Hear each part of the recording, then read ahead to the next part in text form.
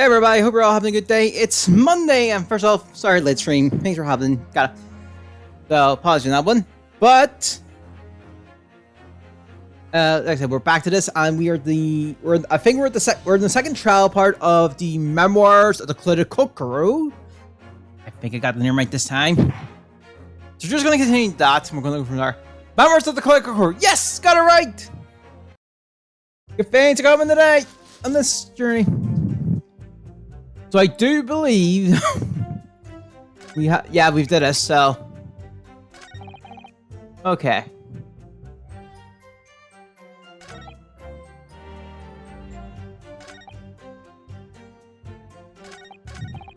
I think it was this.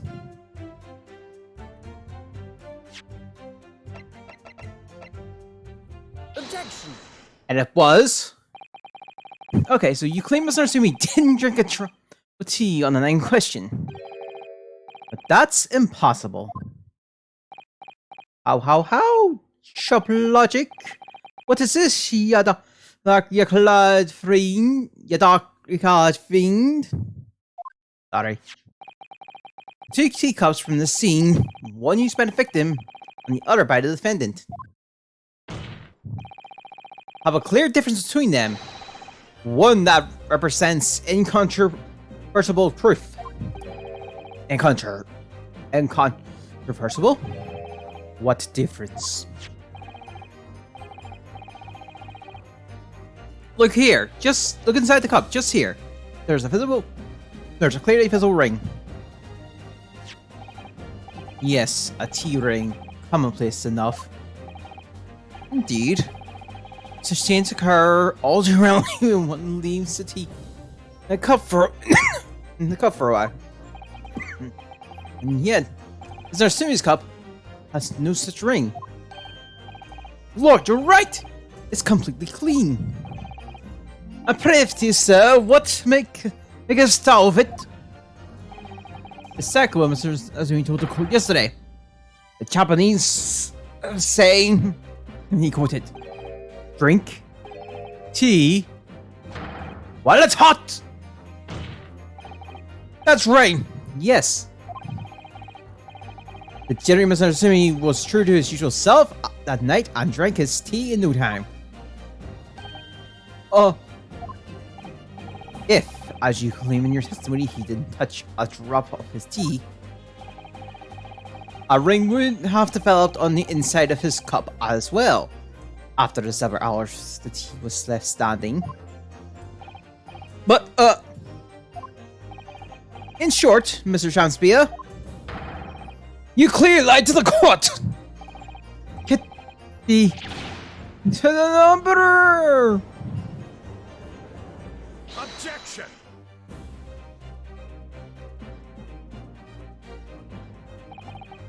As a rule, I fill my hollow shells up to 7 times during any one trial. You might want to keep that information to yourself.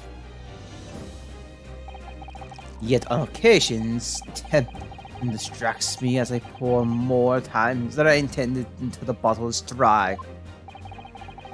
Your drinking habits are fascinating, but irrelevant. On the contrary, they allude to the fickleness of human memory. To William Shakespeare. Yes, my liege. Though you previously stated that you made the coins of ice from the leftover tea in the accursed cup. Could it be that you were perhaps mistaken? Could it be that, yes, perhaps there was some tea remaining in the small teacup left at the scene? A fact that has vanished from your memory until now. If, my liege, doth a magician. Bertie, 'tis as though thou hast seen with thine my own eyes that night. What? Forsooth, I was mistook. I did plan to use tea from the Japanese fellow's teacup, but lo, when I looked, 'tis was empty. And thus did I use the drag that fast in the teapot, as my liege did suggest. Objection. And you just suddenly remembered 9 and you made a mistake before? Are we supposed to believe that? Objection. People's memories aren't perfect, my learned friend. Which is why we rely on evidence instead. But in any case, it makes no difference. The victim's most recent testimony tells us 2 things of note. Firstly, that the poison was put into the victim's teacup only. And secondly, that this spoiled cup was not the source of the insipid ice coins that had bewitched this court. The prosecution makes a fine summary of the facts. Furthermore, that testimony remains valid and in full support of the established facts. In other words,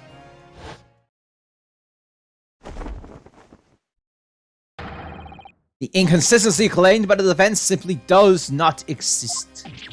No! What does this mean, then? I do declare it means that there's no issue with the gas fee's testimony. Apart from the bit about the feeding gas, obviously. My lords, ladies and gentlemen of the jury, I do solemnly swear, after I did dine or grub scrubbery alehouse that night, not dip past my lips, but the black tea given to me by the Japanese, who back be stooped as low as death. And on what did you dine, sir? Why, I did partake of my favorites. Above of us would have be called of soup, and a leaf as would have be called of salad. And inside you three a men as inside as a men just each meant where was served. But you gods will give us some faults to even us men. Willingly would I suffer what punishment 'tis fit to who serve a wicked thief of gas, but I pray ye wise and noble fellows, ne'er forgot the simple truth. That be one thing, and this be another.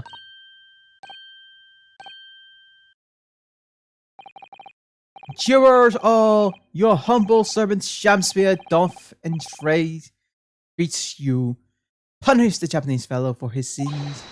My lord! If I may speak, my lord. Yes, Mr. Foreman. I believe we may have been duped by the rotten defense lawyer. By me? I do declare you may be right. We all know the wafter was making coin of ice himself warm. This lawyer lad says if he's stealing gas, he deserves a dose of poison, eh? He's been leading us up the garden path, and that's what he'll be doing. He's been doing. I really never said anything like that. But we just heard from the victim there has opened our... Sorry. But were we just heard from the victim there has opened our eyes again. We've reached a decision this time. And we will be swayed from it. Court acknowledges the precision of the juror foreman. And will the duty of the defense find the jury findings? What? No! You can't yet! Ladies and gentlemen of the jury, you will state your decisions now. Guilty. Guilty. Guilty. Guilty. Guilty. Guilty.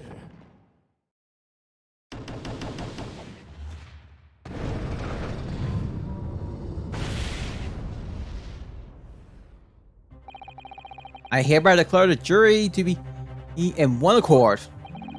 Oh, happy days! How is this happening? My lord, the defense asserts its right to carry out as a commission examination. Very well. Court opposes the defense right. Typical. My lord Fred is unable to accept the obvious truth. This trial will therefore enter its second summary Shin examination immediately. Jurors, the court calls upon each of you to state the grounds upon which you find the defendant guilty of the crime of which he is charged. Judicial findings. The jurors contend. From a matter of logic, me having zero evidence. Sorry. The defense must logically be guilty. I do agree that gas is far too expensive. I can quite understand why the man who wants to avoid pain. The stuff explodes and it can poison you. It's absolutely lethal, gas is. Gas doesn't come for free. It costs a fortune to deliver it around the city and maintain its pipes. If you're told, the team my wife serves up for me is a little sketchy at times. If nothing else, Pat, is the victim slept at night. There's no other explanation, is there? I do feel that perhaps personal opinions about gas and its supply has influenced the decision somewhat. But never mind. Oh no, you really shoot me. Truth is, our counter argument wasn't as unsaleable as we hoped. And Mr. Shakespeare was poisoned. How can we know that it's not? Then how are we supposed to turn this around? Think. We need to establish the method by which Mr. Shakespeare was actually poisoned. Our only hope is to demonstrate that to the court irreversibly. But that's surely almost impossible at this stage. Don't manage it though, Mr. Somebody will be found guilty. No delays, Counsel. Proceed with the summation examination.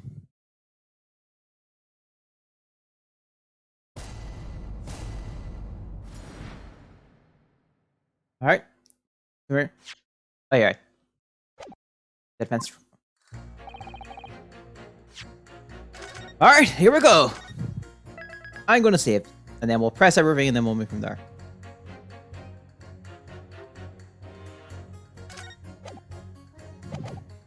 Hold it! Okay. Alright. So, all the evidence you say. That's right. Oh, we're in this one. That's right. There's no room for doubt. It's all pointing to that Japanese man with a big mustache. Hey, it's the Englishman with an even bigger mustache. We need to show the man some new evidence to make him change his mind. If only we had that kind of evidence. Don't worry. The summation exam has barely started, really. Perhaps there will be a shift in the situation that shows an existing piece of evidence in a new light. Let's hope so. Remember, though, we need to find some way out of this deadlock. Hold it! This isn't a time or place to be discussing the price of gas, madame. Really? Legally injustice, is gas and is free. Why should almond gas cost money? It makes my blood boil. I feel myself becoming more ruthless than ever. This isn't the time or the place to be ruthless either. If I may interject here. Ah, yes, madame. It seems my fellow juror takes issue with the pricing our company charges of gas. That's precisely because of thieves like that man and that the costs go up. Oh, what a beastly man. That unkempt mustache, those hunched shoulders, poisoning tea and stealing gas, that's utterly unforgivable. No. Mr. Sumi isn't the one who's been stealing gas. I thank you not to go adding on more crimes. I'll thank Mr. Sumi hasn't been poisoning tea either. Well, anyway, I'm quite made up my mind. It's as made up as the price of gas. Hold it! Could we please talk about the poison rather than the gas, do you think, sir? Well, if you like. I mean, to be honest, I take poison over gas every time. You take poison? What I mean is, poison can only poison you. It doesn't explode, does it? It's me. What are you talking about? Set him straight, please, lawyer man. Well, it's certainly true that poison isn't prone to exploding. But I think you'll find poison also can't light or heat up a room. Ah! Right! I haven't considered that at all! Young lawyer man? Yes? You have a good head on your shoulders. You could use someone like you as our company's legal representative. Well, I wasn't expecting to pick up more business in the middle of the trial, that's for sure. Anyway, the point is, I haven't had the best experience with gas companies in the past. Hold it! Can we please refrain from all this talk about gas? There's an all-out attack on the way here, in case you haven't noticed, against my company's gas. Am I supposed to sit here and take it? Am I? I don't think so. He's really buzzing now. All I've heard about our wonderful fuel is explosions and poisonings. What about electricity, huh? What about getting electrocuted? What about that? A little explosion here and there is nothing in comparison. An explosion could hardly be described as nothing, madame. Nevertheless, the theft of your gas is deplorable. My point exactly. The gas thieves aren't even the worst of our enemies. We have far more devious reprobates to contend with on a daily basis, you know. More devious. Who, ma'am? Madame? Other gas companies, of course. Or gas companies? Not quite what I was suspecting. We generate gas and we deliver it to our customers fair and square. Indeed. Nobody's questioning that, madame. Alamon is exceptionally gas company. But there are other unscrumptious gas companies here in London that don't even have any gas at all. What? If they don't have any gas, how do they go about selling it to people? You wouldn't think it's possible, would you? But they steal our gas, you see, and sell that. Steal your gas? I never such a thing possible. Gas companies like ours deliver gas to people's homes via a network of pipes. These devious robots secretly disconnect our pipes and divert our gas into their own rotten pipes. Then they make a contract with the household supplied by those pipes, and take money for the precious gas that's rightfully ours. Without us even knowing. Would they bring gas into their own pipes illegally? Or brazen form of theft? When we visit customers' homes to collect the money from their meters, we always have to check whether or not one of these deviant companies have been up to his tricks. Excuse me! Do you have something to say about this? Juror number 3? Oh, golly, you mean me? I'm terribly sorry. I was just thinking to myself. Where did I catch him off guard there? Thinking about what the lady next to you was saying, correct? Well, yes. I just got a little recently, you see. Go on. An Alamon gas worker. An Alamon's gas worker visited my house the other day to investigate the pipeworks. We need to ask for your cooperation while we carry out a secret check of your property, sir. Well said. So I let him in. And you know what he did? Afraid I have no idea. Please tell us. He proceeded to take one of my lights off the wall. Then he grabbed the exposed stem from the pipe and started blowing into it. What do you think you're doing, young man? You're getting away with being secret star. Oh, please, everyone knows. It was far nearly there for me, I can tell you. What do you mean? I'll explain, if you don't mind. As I said before, these unscrupulous other gas companies connect their customer to our pipe network. Yes, but how does blowing into the pipe come into that? Obviously, there's gas in the pipes, and it's a fairly low pressure. By blowing air through the pipes, you can make the pressure drop temporarily. And if you do that, any lights connected to the same pipe will flicker for a moment. Ah, I see.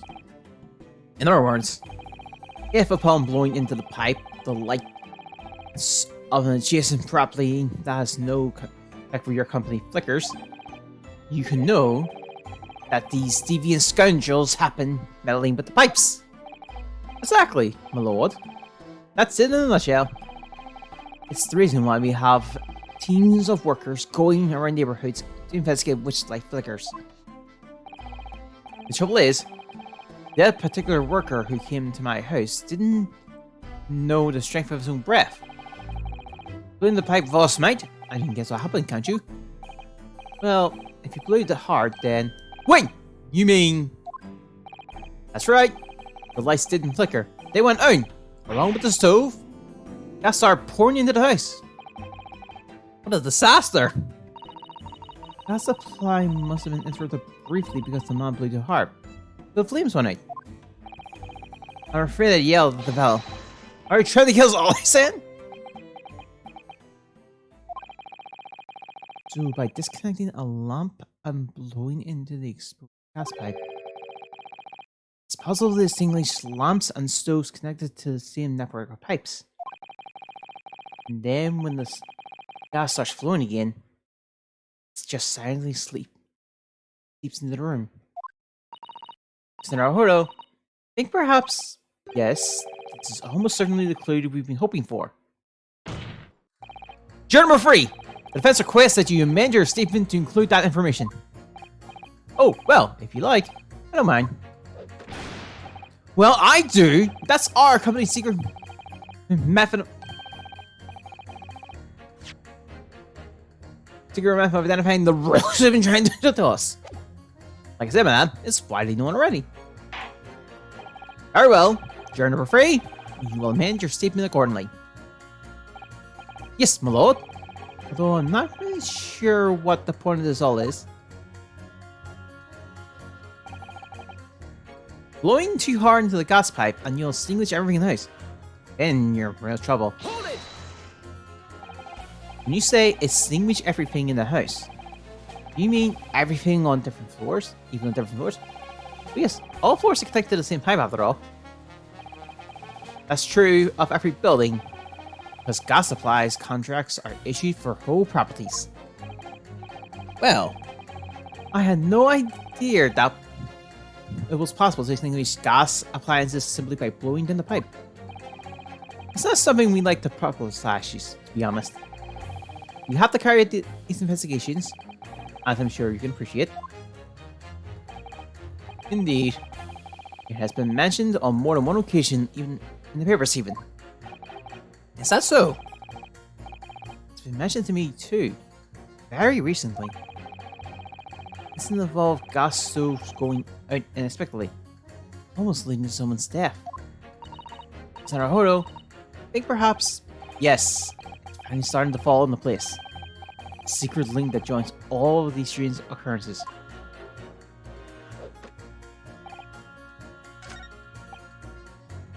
Hold it! You mean it's poisoned? That's right. It happened a tiny few times now. This is most troubling indeed. It's always days like this one when I don't get any wages. I get in at tea time, see? And when I see her doing it, my wife, she gets that devilish look in her face and she sips some white powder into my cup. And drink it anyway. Drink it anyway. Hey. And you drink it anyway? Irish Road Popper, I was. If someone gets you a cuppa, you drink it. What happened to you? What did it taste like? It was awful. Believe you me. Salty as hell.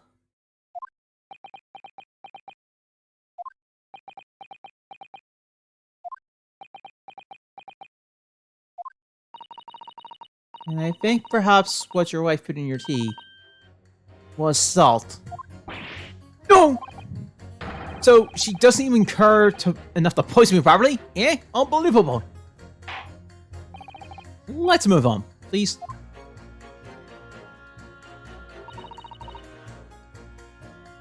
Hold it! Does it mean that the victim could be shown to have ingested something else? You change your leaning? Sorry?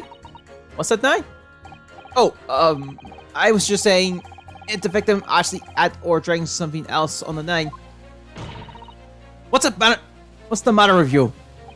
Sorry?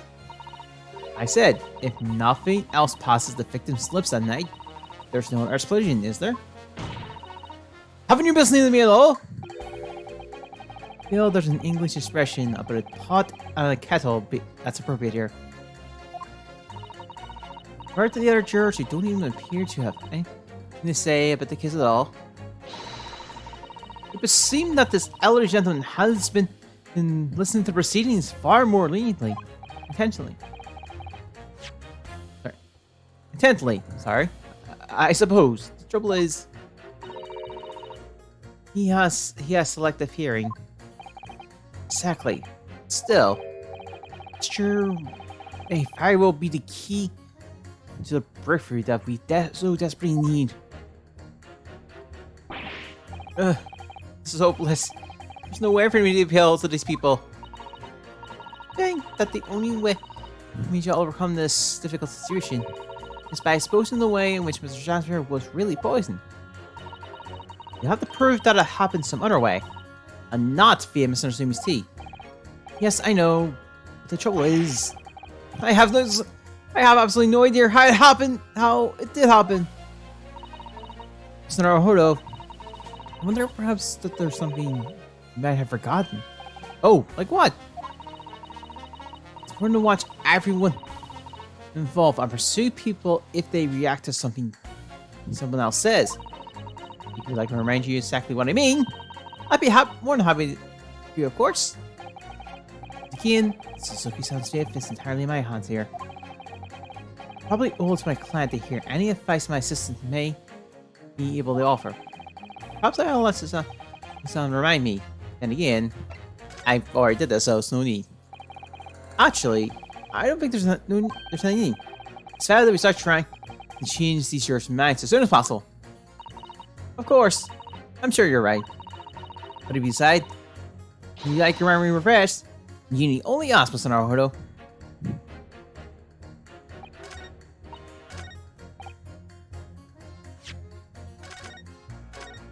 I'm gonna save. I think I know the ones here. Alright.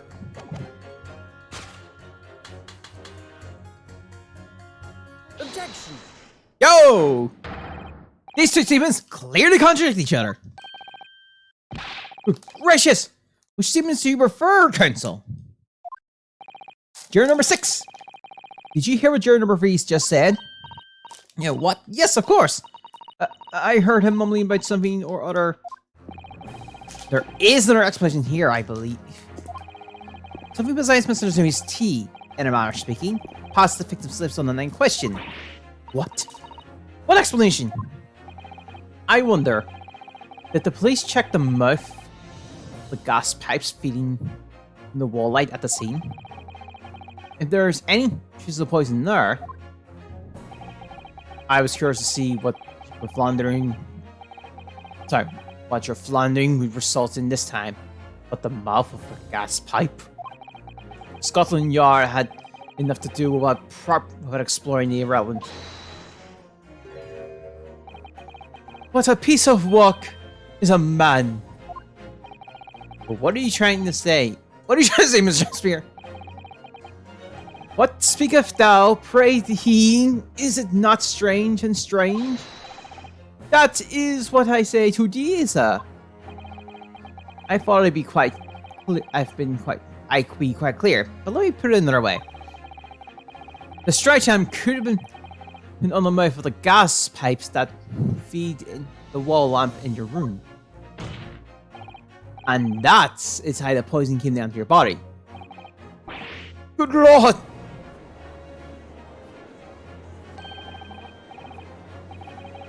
And they're tasty, then that's right, is that what he's saying?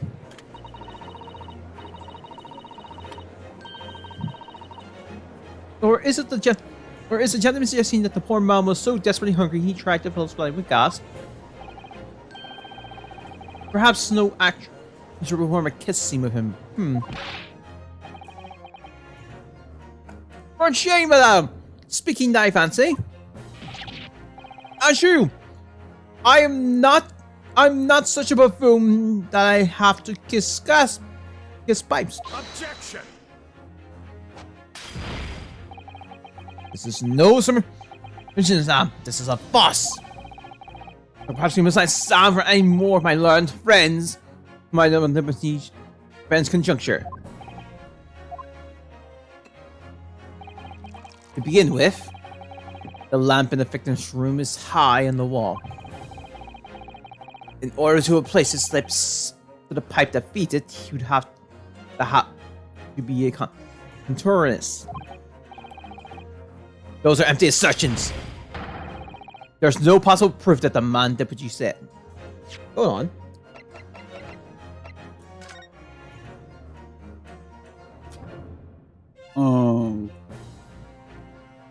No, it's possible.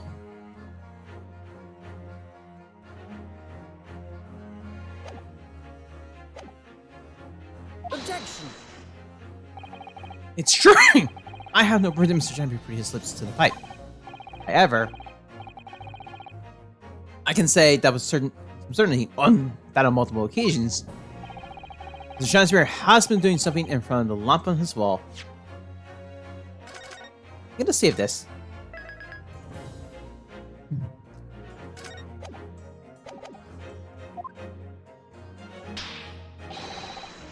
Now I have evidence to prove it.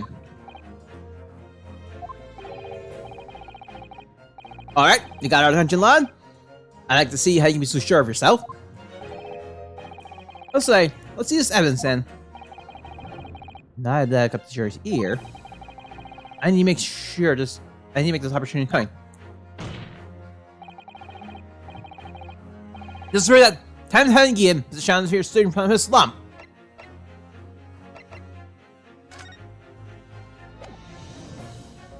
Take that!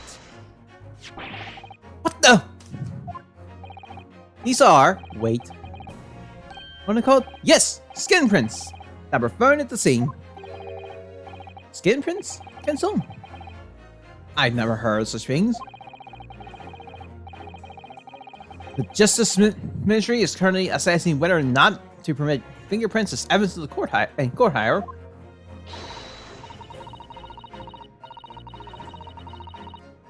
Lord, this is an exciting new forensics technique developed by the great detective Mr. Herlock Sholmes.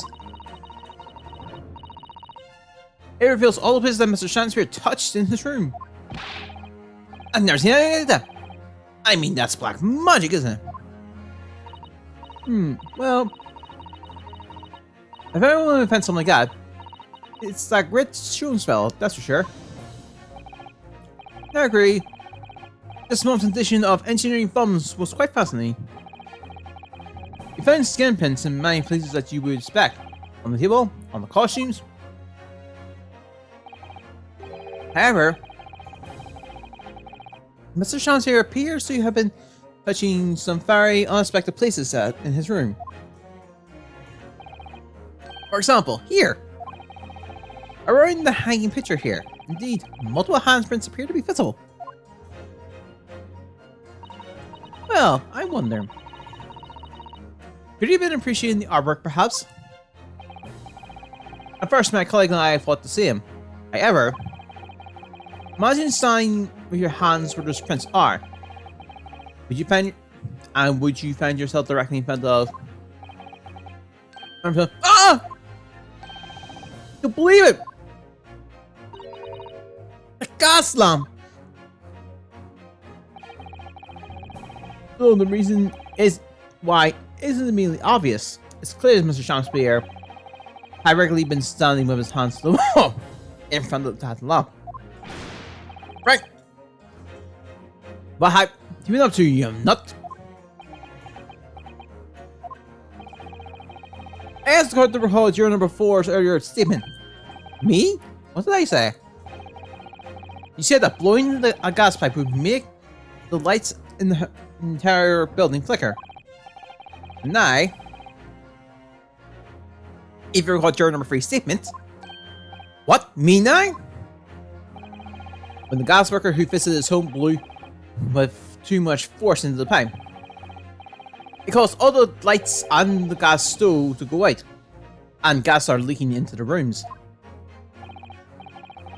Obviously, that incident was an accident. However, the simple fact is, Mr. Shakespeare would have blown hard into the gas pipe here in this room. He could have extinguished every other lighting gas stove in the building as well. Frankie!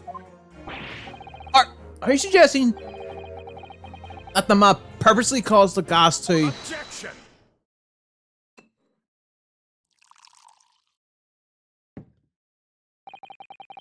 Whilst I acknowledge that the prosecution is required to remain silent during the summative submission examination, I must toast, my learned friends, utter disregard for the letter of the law. What does it mean in this, Lord Fancies? This curious photograph, or whatever it is, presented by the defense, the so-called skin prints. Clearly, that cannot be accepted as any form of usable evidence in this case. But this is an exciting new forensic technique developed by a great detective. It's nothing. A mere toy developed by an amateur sleuth who with too much time on his hands. Oh! Certainly, even research of this nature by the esteemed Mr. Sholmes cannot be recognized by the courts as formal evidence. But, please, my lord, if I may, Mr. Sano. It was not the defense's intention to submit the skin prints as formal evidence. We merely wish to present the results of the great detective's investigation of the scene, as a tool by which to examine the possibility to the ladies and gentlemen of the jury. And it's a travel to come to an end now. We've never known to shoot behind these mysterious handprints that everyone has now seen. I don't believe we can rely at the habit. I'm sure the jurors will agree.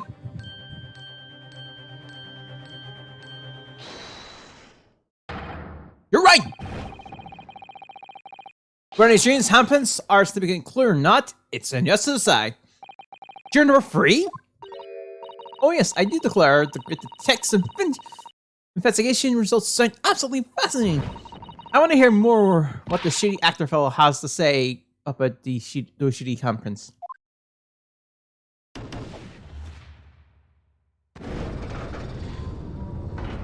Nice, it's... Oh, what's the matter with you two? That was foolhardy.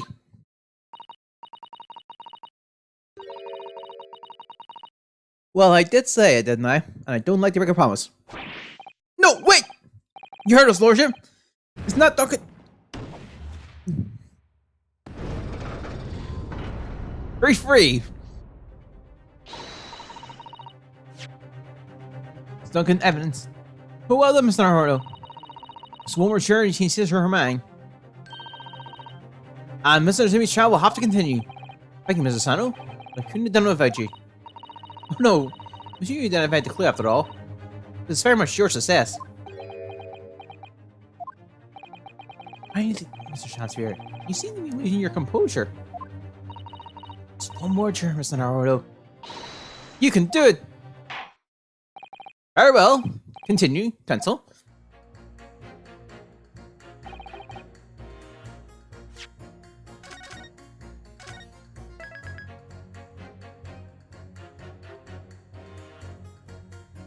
Alright.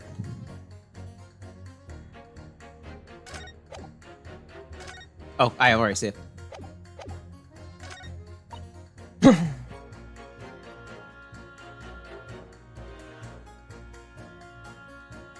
Okay, so I'm very interested in results of the detective investigation scene.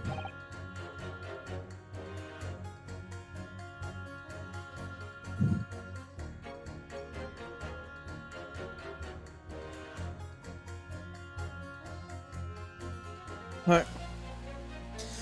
So, we're the ones who decide.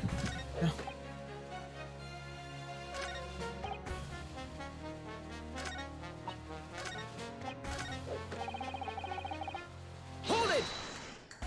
Let's move for this again.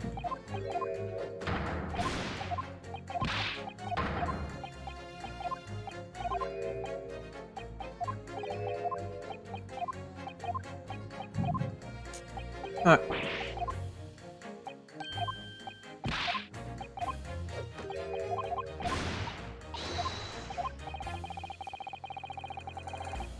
Okay, we also have to check whether not these thieving companies are up to his tricks. I had no idea. Sounds unbelievable. It might seem unbelievable to you, but it's happening all the time, right here in the capital. It's very difficult to selling something that you can't see. You know, it's very difficult indeed. Thank you, double do. Wait, this is a fire and false hope, but I feel we have disregard rather too much already. I concur. Though, if my learned friend wishes to become an expert guest, I believe the subject will suit him well. To your new career in nothingness. Thank you so much. You will turn your attention to next year's assassin, please, Gentle.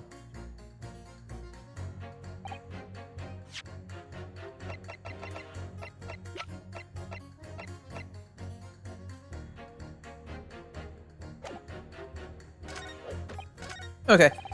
Hey, Agent, how you doing?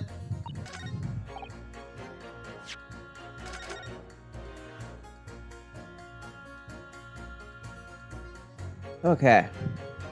That's good. That's good to hear. I'm doing well. Thanks for asking. Okay. Yeah, we've done an investigation there. We're on the second trial. Second part of the case. Trials are. I'm going to press. Hold it! Sorry. Is that what you're saying? No, there's no room for that. Someone pointed to Jimmy's mammoth mustache. Oh. This is different. Yeah. We can't going for that. I think we'll be getting back to that soon. Oh yeah, but the defense just demonstrated another possibility of the... Okay. Let me get that. What, your so-called skin prints? That ain't new friend. Test. Haven't. Oh, okay, yeah, we're just back to it. Your handprints on the mold are clearly out of the ordinary. Giant spear, handy for this. Okay. Alright.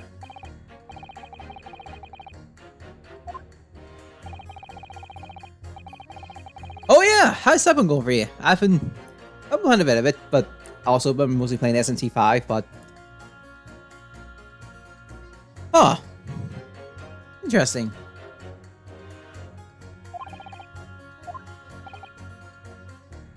Wow.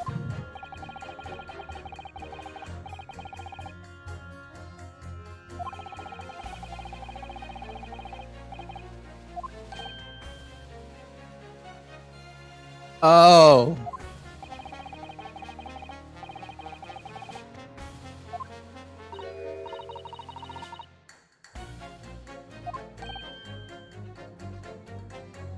You shortly before Gym 7 right now.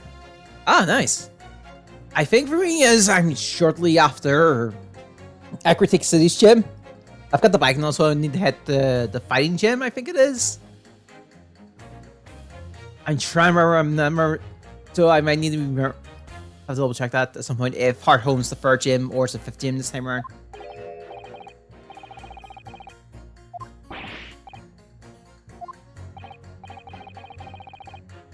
And Garnshaw, Magnus Stone, a Houndoon, a Crobat, and a Mew. Oh, because you have that's good save data. You got Mew.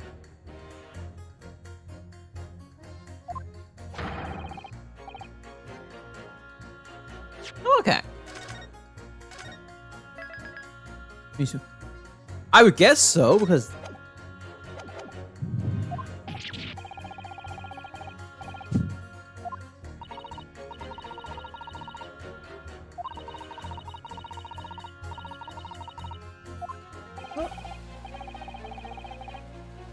I think I can.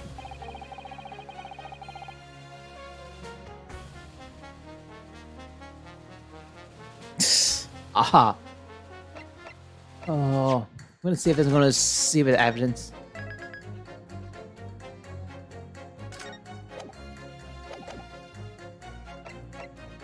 This is risky.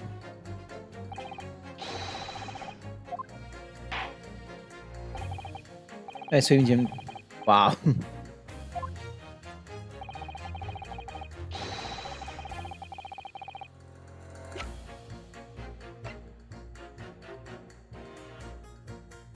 Wait, no, I think I'm wrong.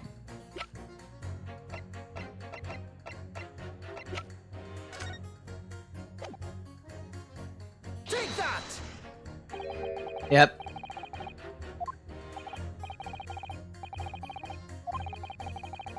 Means we ah. Yeah, like I said, I'm trying to figure it. It's finding from the first one or just a yeah.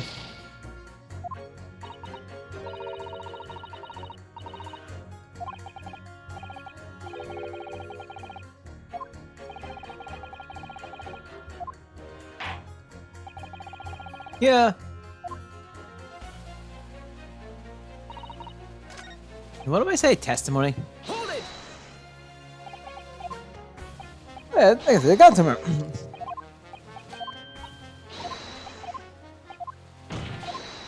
Wait, do I have to press the other three? I might have to press the other three.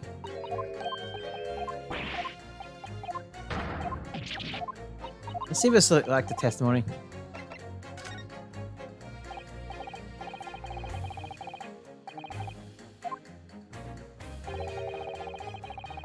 Alright, no worries.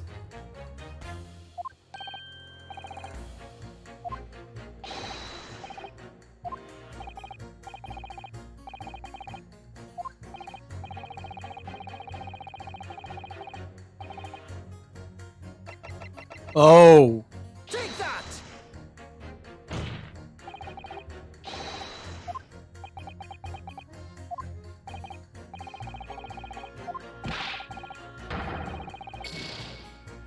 Arg!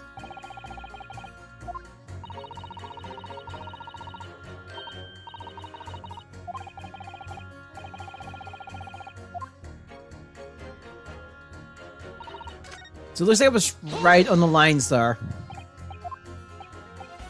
But I think I need to pick someone else. Arg!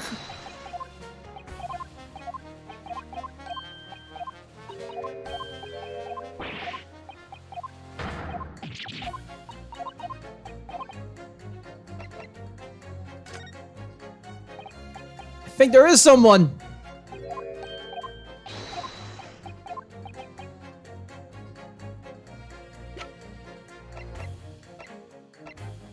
Take that! Oh.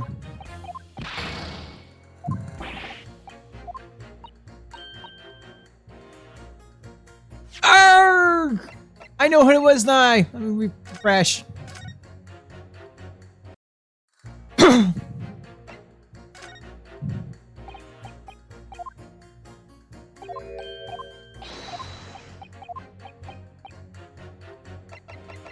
Take that! Obviously, I'm talking about. How is that?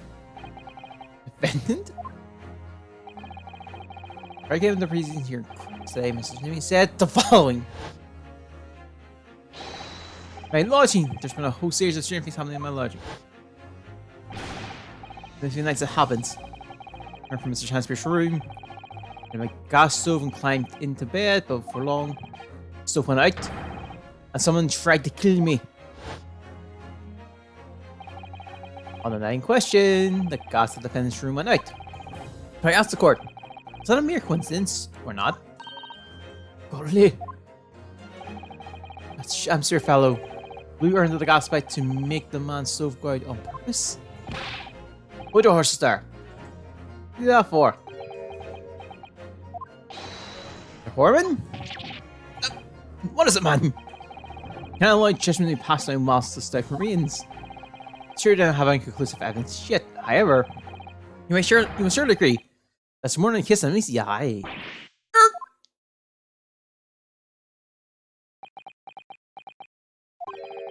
Fair enough.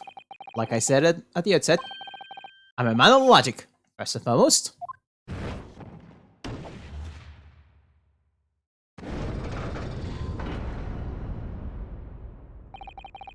Four jurors leaned towards not guilty, my lord. We overturned the decision. Therefore, hence calls the trial to continue.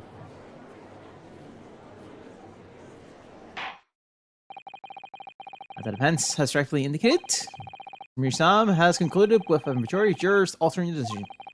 2 jurors now called guilty, 4 now called not guilty. Therefore, jurors' opinion is conflicted, and, in accordance to the law in this land, I hereby order this continuous trial. Yay! Mr. William Shakespeare. My lord, how can thy humble Shakespeare serve thee? What say you in response to various revelations made during the Muriel's commission examination? God mend me. I do solemnly swear. I recall off of either the lamp or the pipe. Your handprints made a tiny mess all over the wall there. I'd explain that, eh? Hi, glass bottle! I'm done with this. I think this courtroom has been solid enough already. Job number 5. This guy just cheated a wine bottle. Oh, me? As I went to some pains to point out already, the friend from the South, Detective Toy, has no place in British court of law. As such, whether or not this man did indeed stand before the gas lamp with his hands against the wall remains at this time unestablished conjecture. You would all do well to remember that. Objection! The prosecution must concede that it would be extremely simple to prove. This order on the method of pipe feeding that lamp into the transfer room to be examined. It's just the poison there. Objection! What appears to be extremely simple is my Nipponese friend mine. Recall that in order to check the presence of the poison, the remnants of tea would be required. Yes. Therefore, it shouldn't be on your wits too much. Shouldn't that even if poison would have been spread on pipe, it would have completely evaporated by now, making any analysis impossible. Oh! Didn't figure that! In any case, counsel, I feel to see what could possibly have motivated that man to do as you described. Where would this fellow have wanted to blow air into the gas pipe where he lived? There's only one possible thing I can think of. And that is... he used leaking gas to commit murder. Order! Cancel? Precisely whose life do you propose this man was planning to end? That's extremely simple. Now we've unraveled the mystery this far. Mr. Chancellor wanted to end the life of... Take that! If the gas lamp were to go out, it would be noticed immediately, of course. But a gas stove on your hand could be silently extinguishing. You spread a killer without anyone noticing. I live in these parts myself. I know what it's like. I can tell you, trying to sleep without the stove lit is pretty much suicide. You'll freeze to death in no time. As a grab did, the landlord has a large fireplace in his part of the residence, on the top floor. In other words, it wouldn't be it wasn't the landlord, but a fellow lodger whose life Mr. Shakespeare was trying to end. Outrageous! I'm talking, of course, about the defendant. So Natsumi isn't the victim in this case. He's the victim this man was trying to murder. Gracious! Oh, he bumped up from defendant. Objection. The accused is actually the aggressor? Interesting. However, fundamental facts of the case remains unchanged. Namely, that the accused is the aggressor here. How can you still claim that? Let us indulge your fantasies for a moment and assume that there was indeed poison in the mouth of the gas pipe. The question that arises: who put it there? Who did put it there? The only logical conclusion is that the person is responsible. But to word this man's trickery with the gas supply and his attempt to kill. Yes, that would indeed seem logical. If the same were unaware, how could he or she have known to enlist the end of the gas pipe with poison? Now we must ask, how could anyone have known of Mr. Chancellor's murderous design? Let me suggest, naturally. So possible answer is to that question couldn't be more obvious. Only the man whose life was being threatened could possibly have known. What? In other words, the person who put the poison on the gas pipe, in which was a clear retaliatory attack, can only have been the accused, Mrs. Suzuki Natsumi.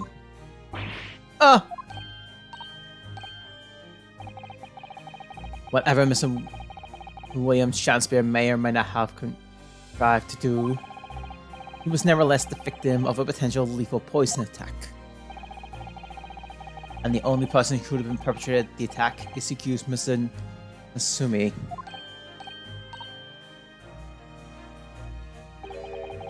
The defense counsel theorizes has failed to avert this suspect from the accused, far from it. In fact, now that a clear motive for the poison has been established, that suspicion is greater than ever.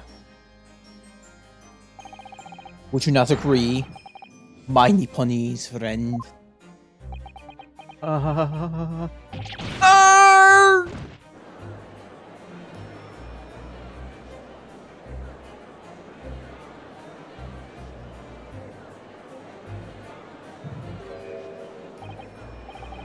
Why did he manage to turn it around on me so rapidly? Mr. Naruto, you must respond. Otherwise, the members of the jury may very well change their leans against us again. This may be our last chance to get the advantage. What advantage? Well, if it's seen that somebody put poison in the gas pipes in Mr. Transfer room, we must name that person now. And absolutely, Mr. Natsumi guilt. I mean, name the true culprit. I know it might sound impossible, but if you feel to do that, I have no doubt that Mr. Natsumi's fate will be sealed once and for all. Saving.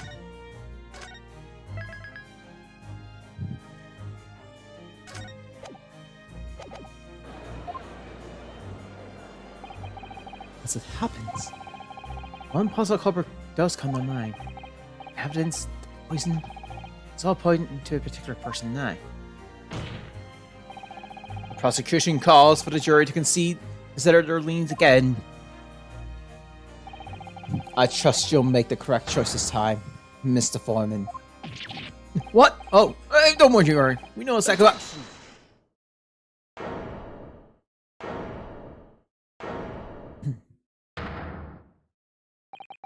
There is one other person who I believe could have been involved in all this. The true culprit of the crime. Culprit? A term found only in second-rate novels featuring third-rate great detectives. My Nipponese friend. But why not? This farce has gone on. It's long already. I see no reason to cut it short before it disappointing climax. Thank you. Tell us, my learned Nipponese friend, what is your latest theory? Who is the so-called true culprit of the crime?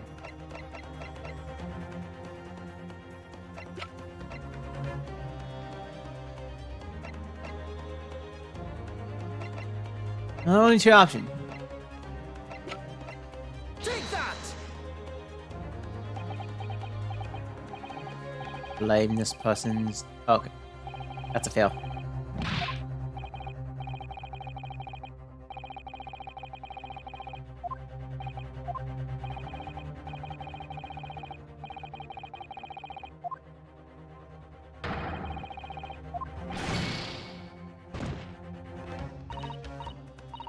Let's go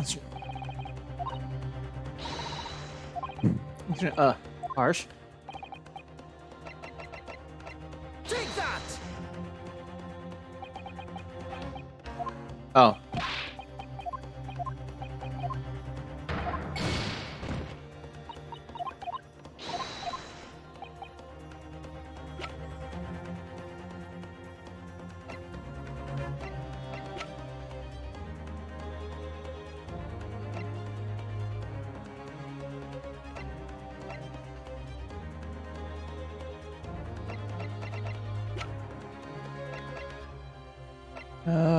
Who?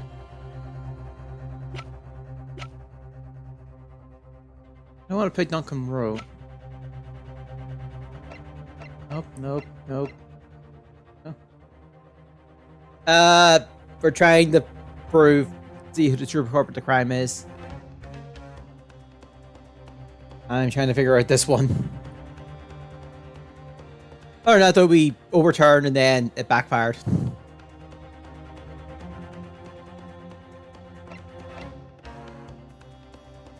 Let's say her. Nope.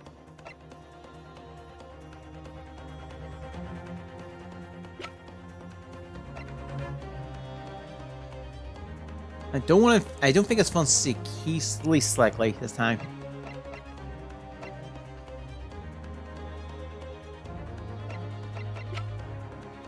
I don't want to put it.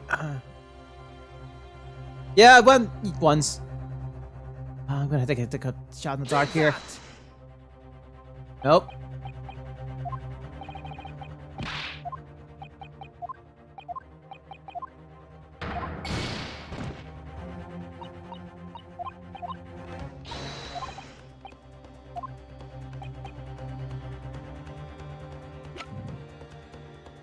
Take that! Okay, I'm gonna reset. Okay, I'm trying to figure out which one this is. Oh, right.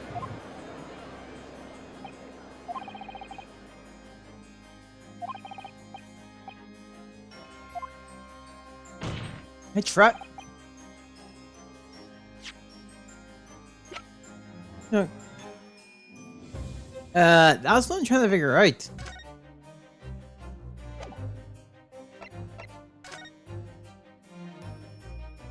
Accused of murder.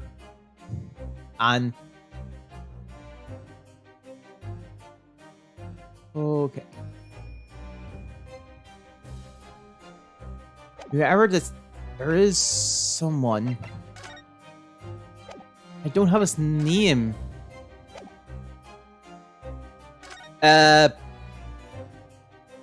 Ghastly poison, I think we're going with here.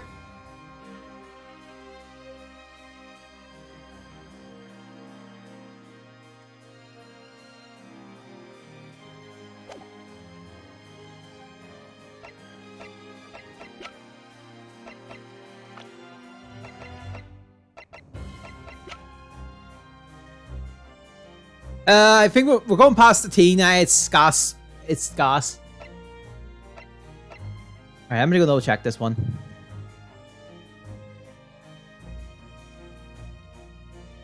As I'll say. Oh, right. I mean.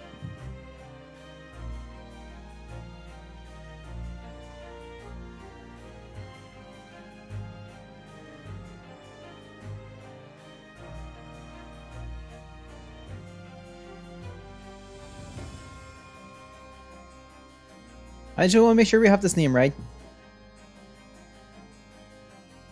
I feel like I got... Well, I mean, I know his curse, but I don't think he goes that far.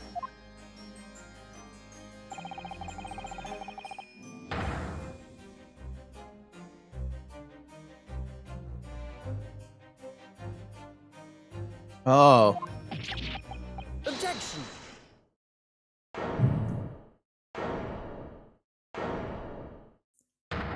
So I just took a quick sec peek there. It's someone entirely different.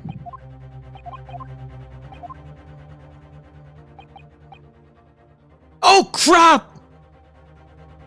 Nah, it makes sense.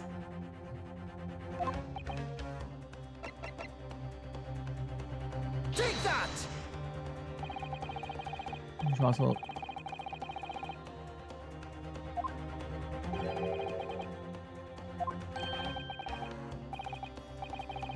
She had poison when we did the investigation on Wednesday. That would make sense.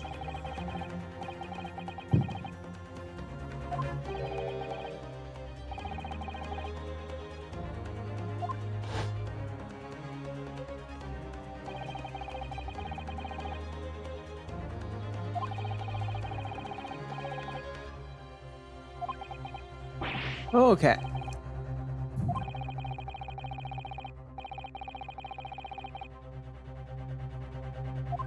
Oh.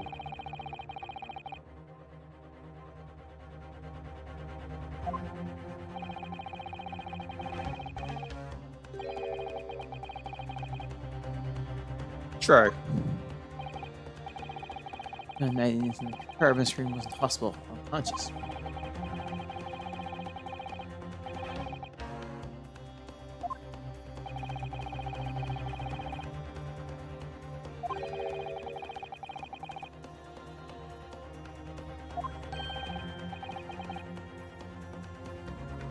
Yep. Okay.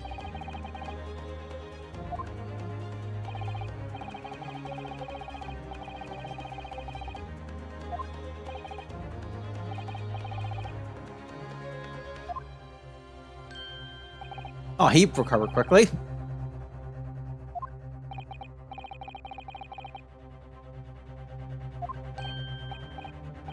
Oh, never mind.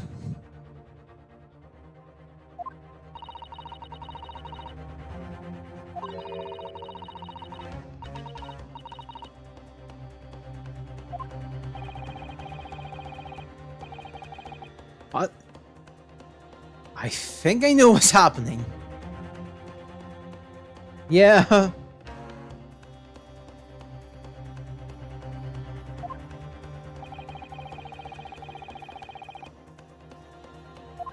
Oh, he's one with it.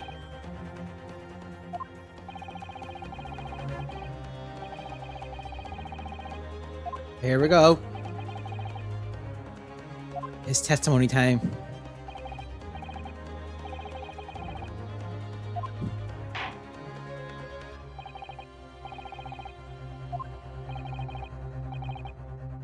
Okay.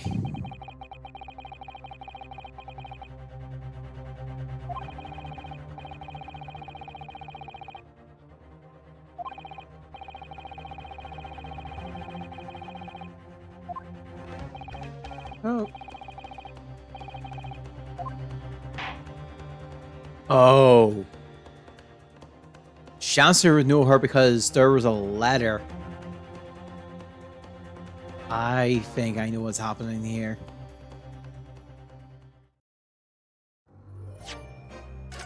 Oh boy.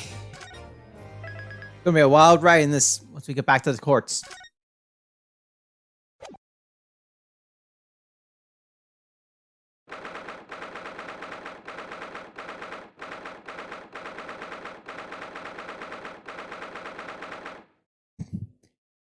Possibly. Joyful, jubileous, jumping jacks!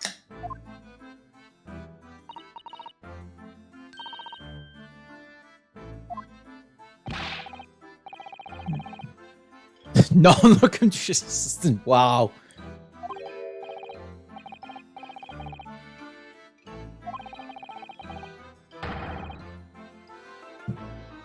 Alright, we still have to prove that T's in this somehow.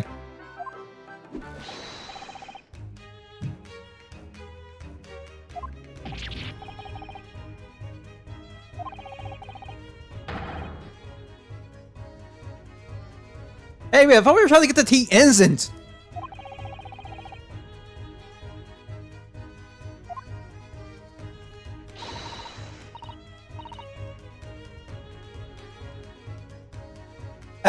Because to change costumes, Matt to replace like his Doggy tends like his thing he has normally. Get close in the dark.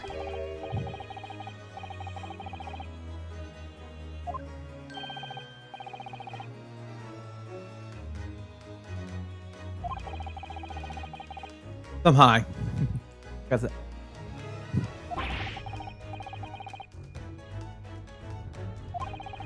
oh.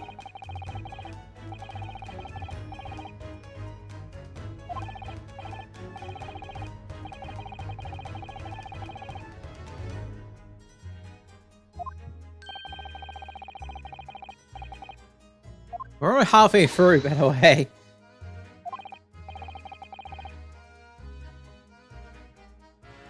Oh no, he fell asleep again.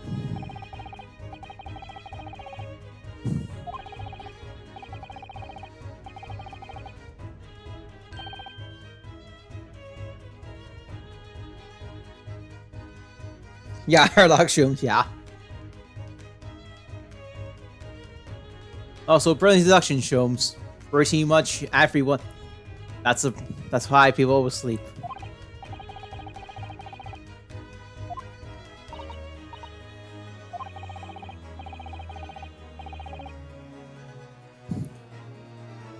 I mean, to be fair, it's meant to take over the name Sherlock Holmes. Basically, it's meant. I think the way they kind of come around is you just swap letters around.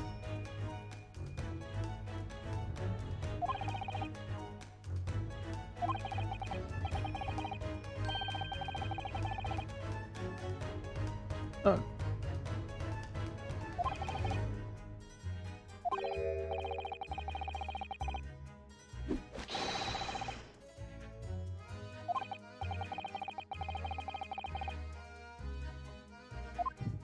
Wow.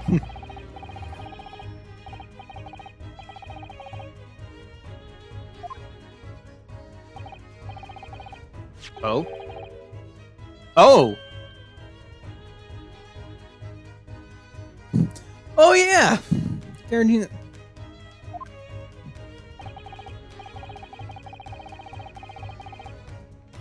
Oh, he did. Holmes did. Yeah. So think like. Oh yeah, because after 7 Jim Galactic does his like thing. Their thing.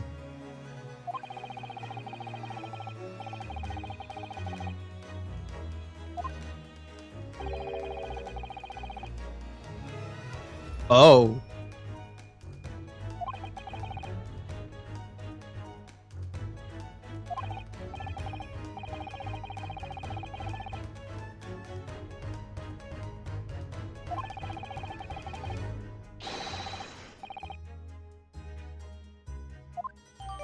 Look how you did that, Sholmes.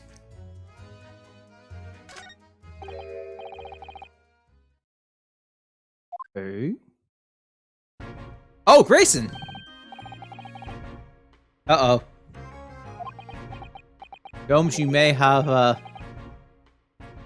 Oh, Grayson, come back!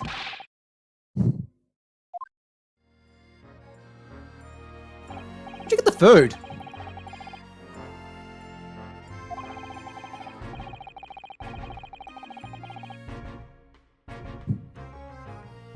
I think I know who.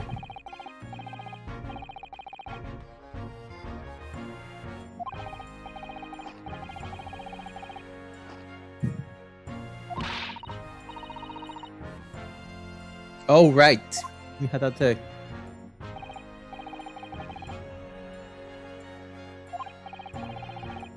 Else?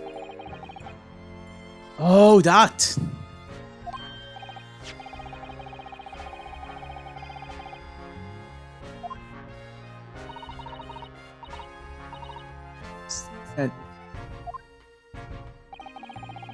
Archives the yard.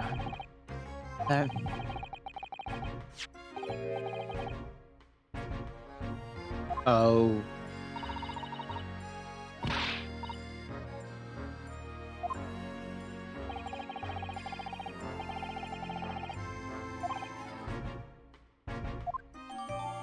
Well, let's give that a read. Right before we get back into those trials. Okay, so let's see. Investigating finds relative to the scene. 18 counts of burglary count of 6 of suspicious murder. Suspected murder. Huh. Bad natural causes whilst in prison, his final moments witnessed only by his cellmate. For trial, and this might be relevant, so you never know.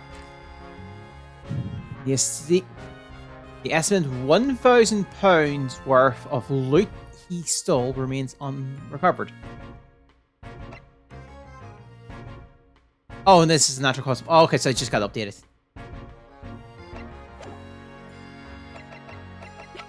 Cool. Oh, it's just same files, right? I have no. Well, hard to say. Dead. One of the files. 16 counts, 18 counts of burglary, 6 counts of suspected murder. That's quite a thing. Yeah. Oh yeah, we gotta do that. Oh yeah, that's the same one.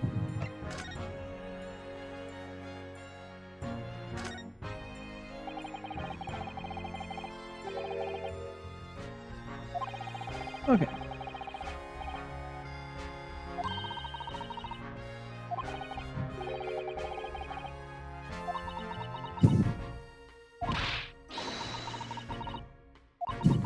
Ouch.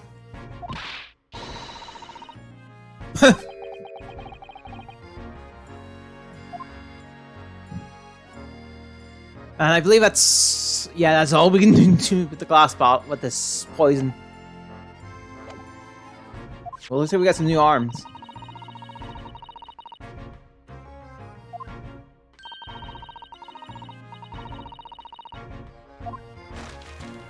Oh, she's already did that. Okay. Yeah, we mustn't lose the trial there.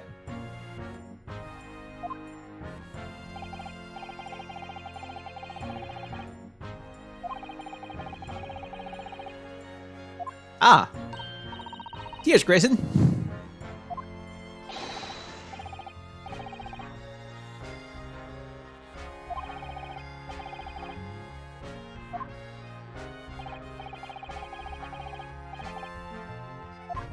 Makes sense.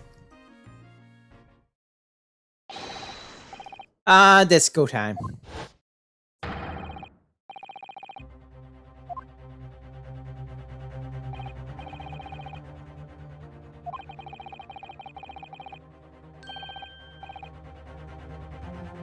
Somehow I did that.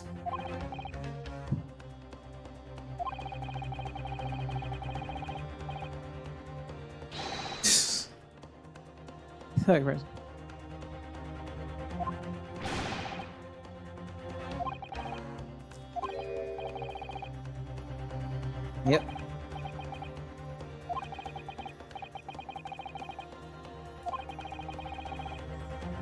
So this is going to be the last part of the trial.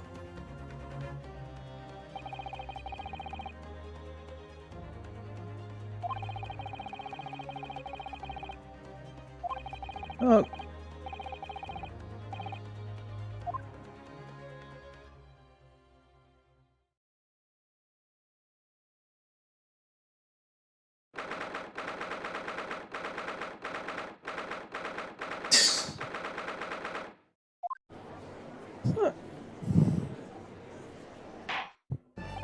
Art, oh, you remember the Queen. You declared this court to be in session again now.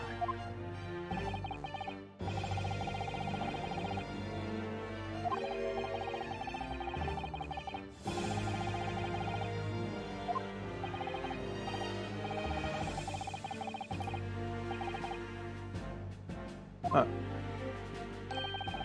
Wait, it's not his cloak, so we can't see cloak go away.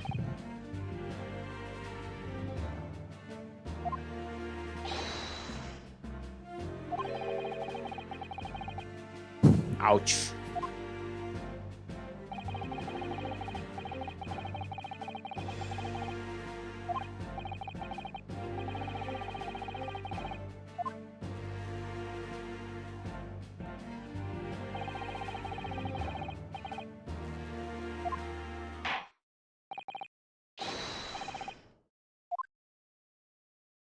Maybe she can. So, a painter and an possibly, but no, a painter, actor, a stage actor walk into a courtroom. Actually, I believe as at the time of this point in timeline wise, this would have been to be his first kiss with us. Court, William Shakespeare, my lead, or my occupant, I can say only that I be a tragic victim to be pitied. Currently unemployed, in our words. I'm olive green, I'm a fledgling artist. Well, no, not a fledgling, really. This failure who's going to admit that she has no talent, I suppose. Also currently unemployed, in her words. Ouch. I think being salvaged at this point.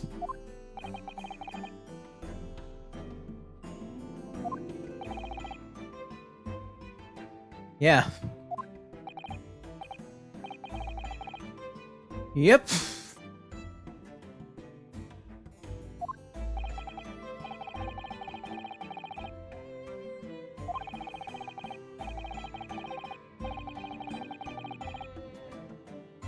Oh yes, we've upgraded. Oh yeah, so he's upgraded from victim to assailant.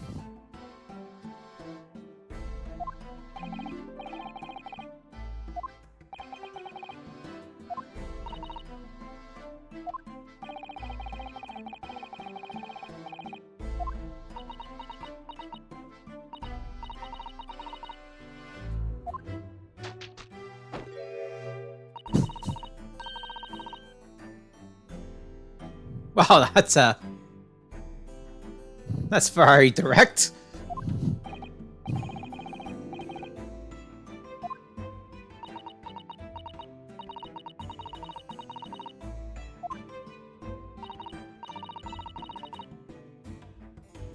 Yeah.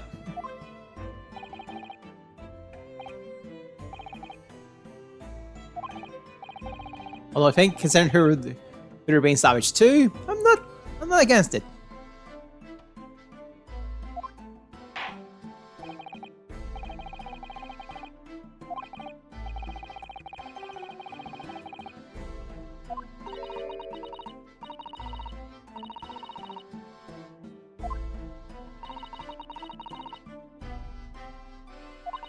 Okay.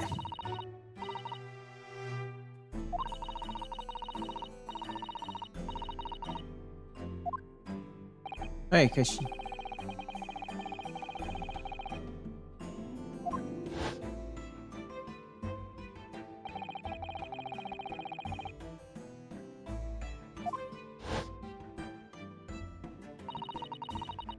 Yeah, that knife went flying.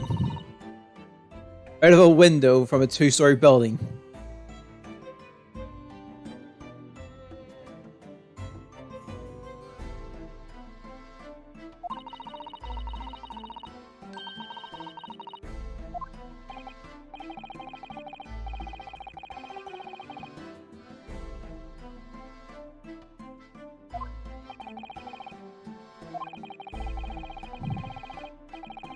We'll get there soon. Possibly. Hopefully.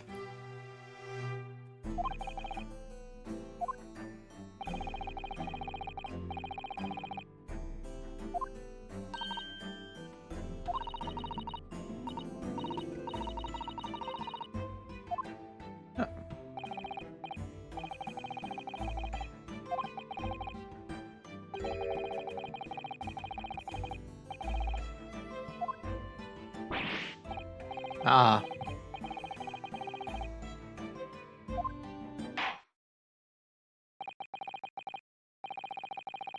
It is time for testimonies.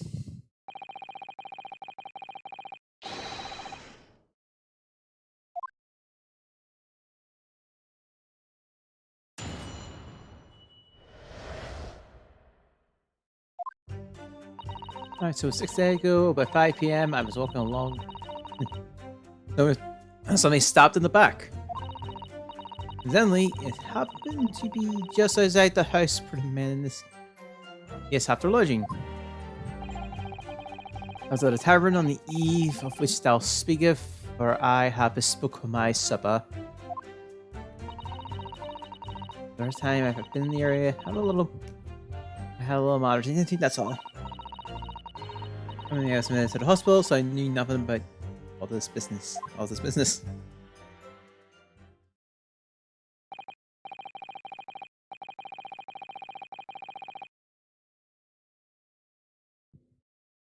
Oh yeah. Feel bad for crowd.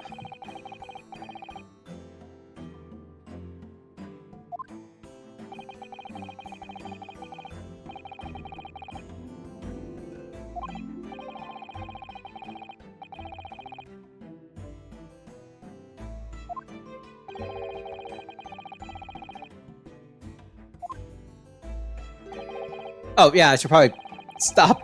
And I suspected there's nothing connected to my bot.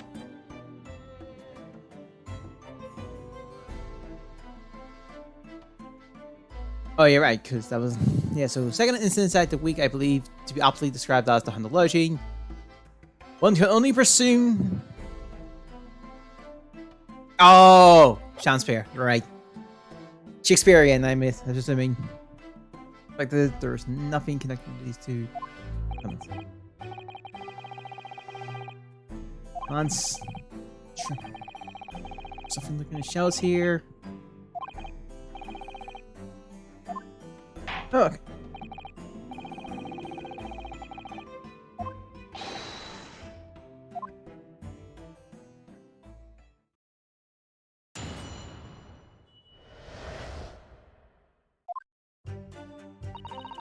We have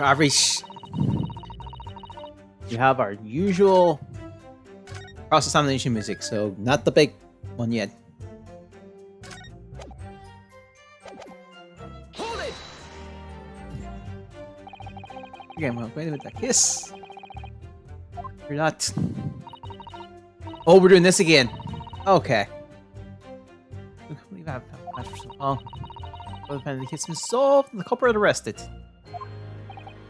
Yes, the incident had been resolved already. Perhaps I would help you to consider a bad dream that ended with your awakening.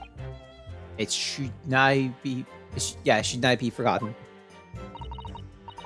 I suppose so. Thank you. Or take a look behind you on my screen and you should remember the details one last time. Just tell the court exactly what happened that day, for us to arrive at the truth of this new guest. Liz, there's nothing to tell, really. Want the payment?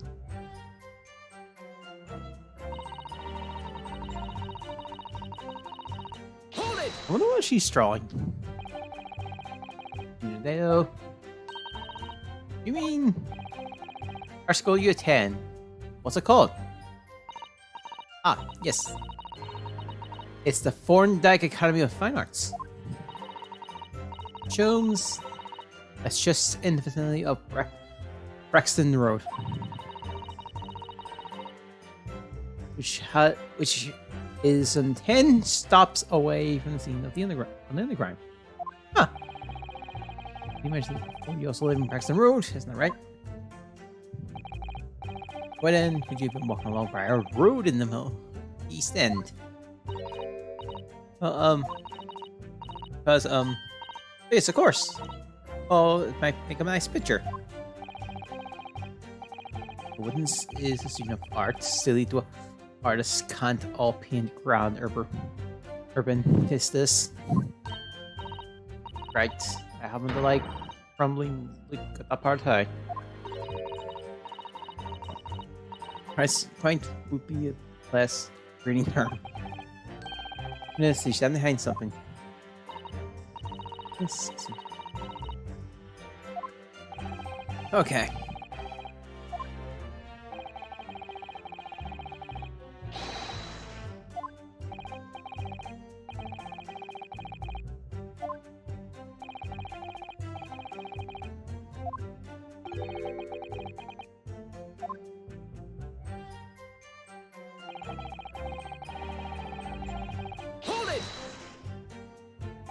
But so that room say which one is. Oh, there. Alright, so Slug and Cella's where to attack. Don't need to.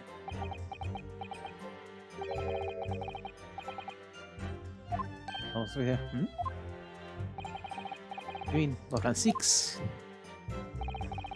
Slug and Salad offers unusual fine dining for the locally at least. Not an establishment you expect to be patronized by a man with not even a crumb of bread in his room. Ouch!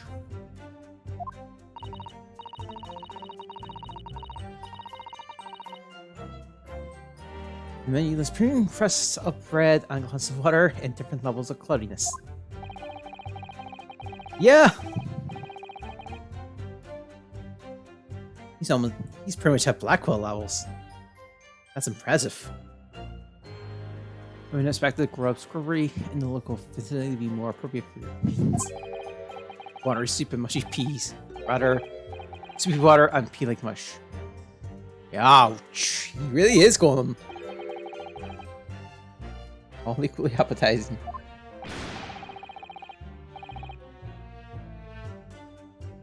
Oh, he's back. He's almost speaks.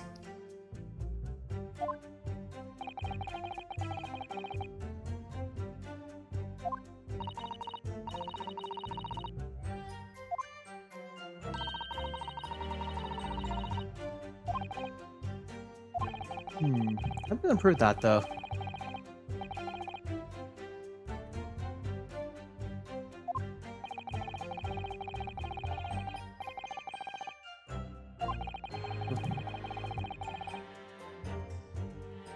Wait, let's see if... Let me check my evidence before I move forward.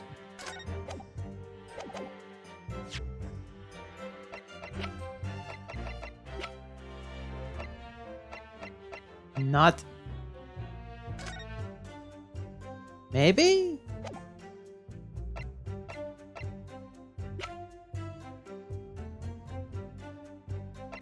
Possibly, but who knows?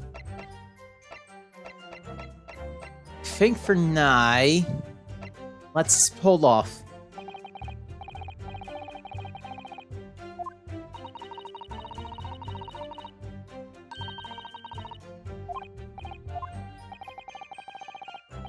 Yeah, I think I know what it is, but I'm holding off for now.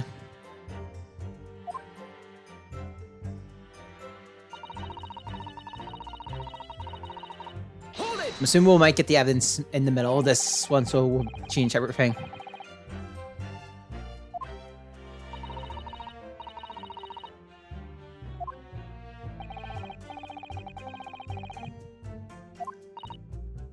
Oh, here we go.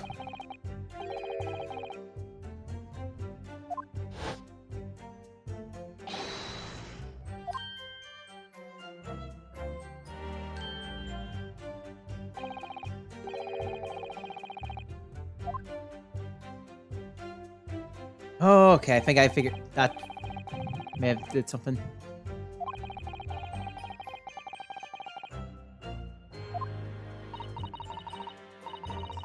What? Hello, excuse me.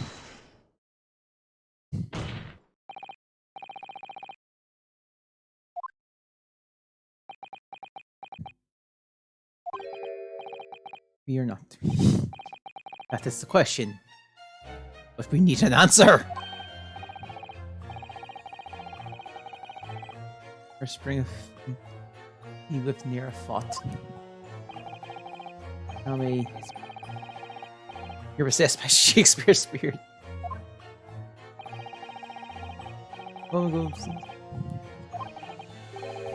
Something of relevance, perhaps? No. It ain't, sire. There's nothing at all. You knew the name, though. Mr. Duncan Rose, I mean. At all, you were both lodgers in the same house. I would if we're so pathetic there. Lodging being only occupation, sire, my fellow lodgers were barely known to me. You haven't hurt, even though he passed him. Ah.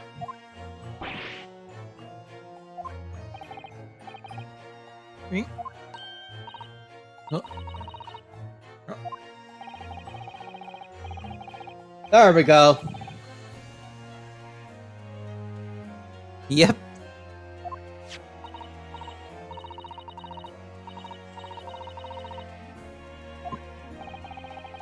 Good. Purple ticket as evidence. Now we have this.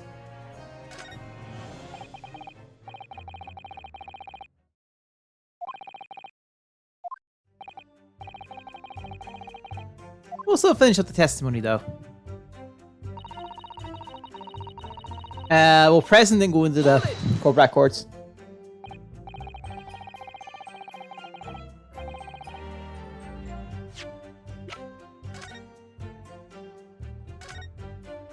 Okay. Mr. Kirsty, huh?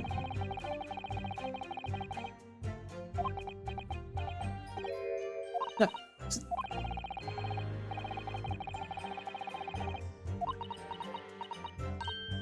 Oh, yeah, there it is.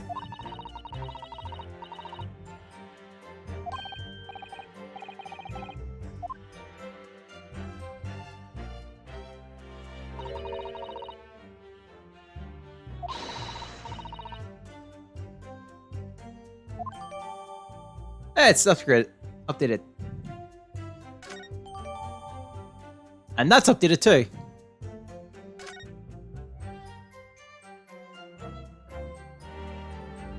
And that's all we can do here. Oh, yeah.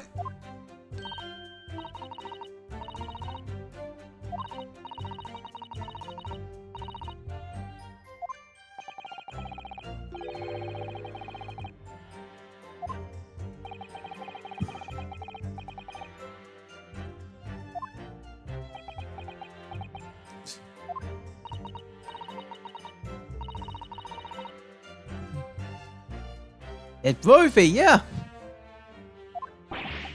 These are all coming together.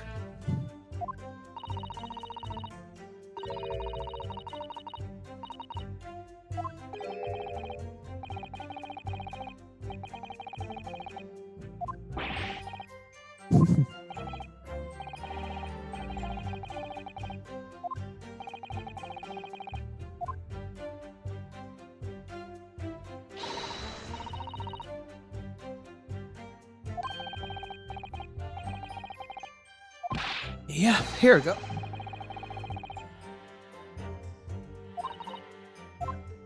Maybe not an objection this time.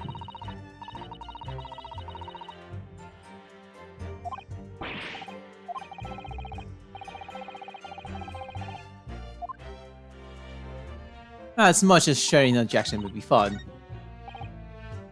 Hold it! So we can skip all this now, because we have our information.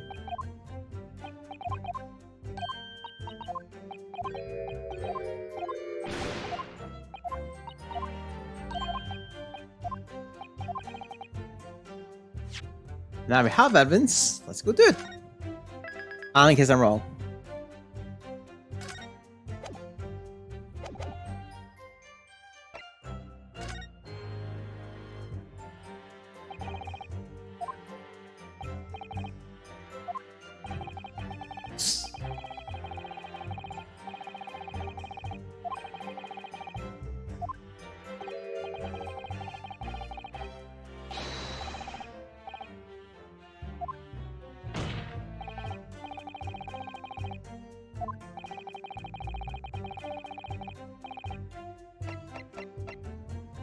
Take that! Okay, that was the right one as well. I had to pick the right form of the envelope.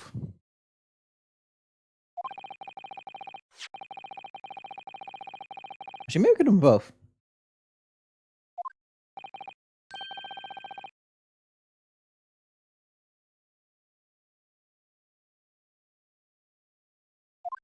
He could. He pretty much is. Reads. I have information regarding the death of Duncan Rose. Let's look us down on Private Road at 5 p.m.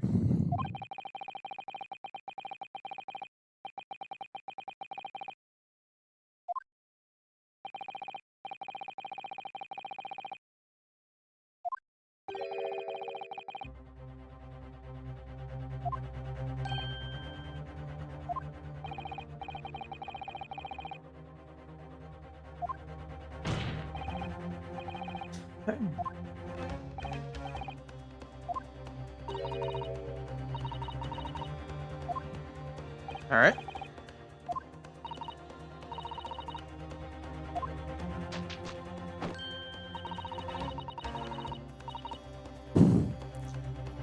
Oh, I think it does.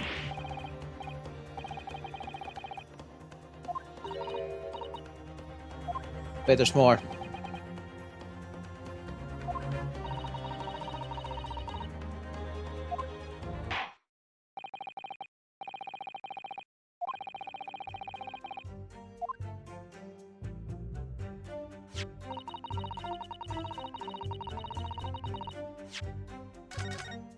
So close.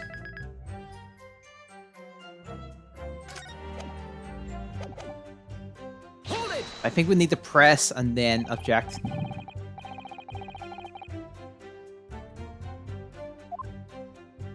Possibly. We'll see.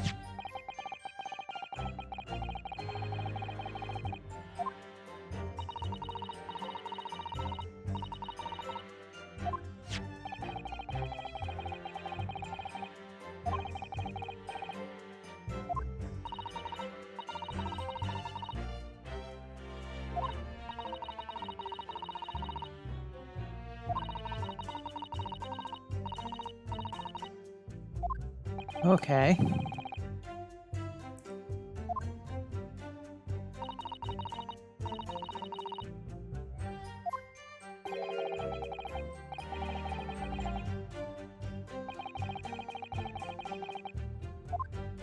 Yes, yes, I know. We.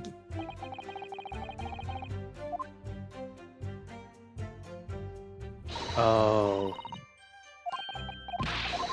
You son of a.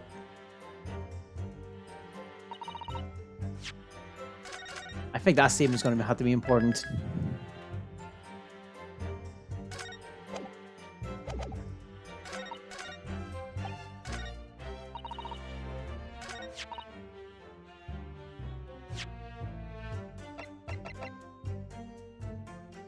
Alice, maybe not this time.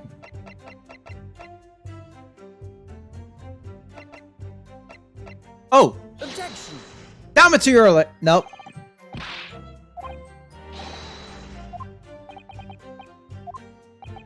That was not it.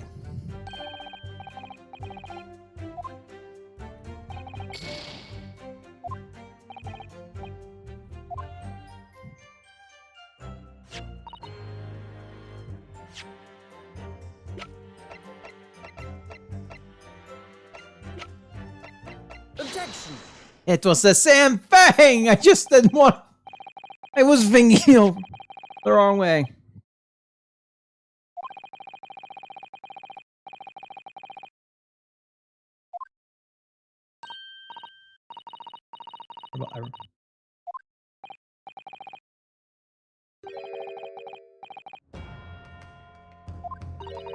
Hmm.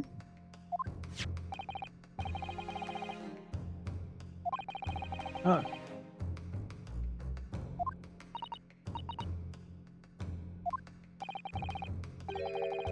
Right. Because we established that very quickly.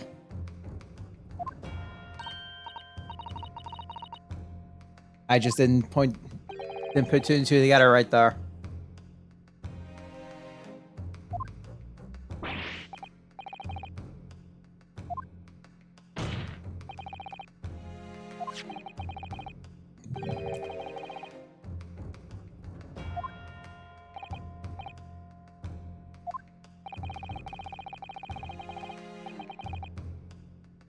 That come to the slip.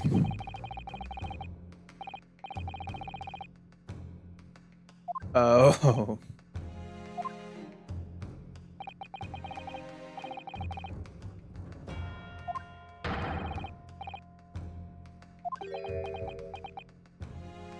Ain't seeking any of this one.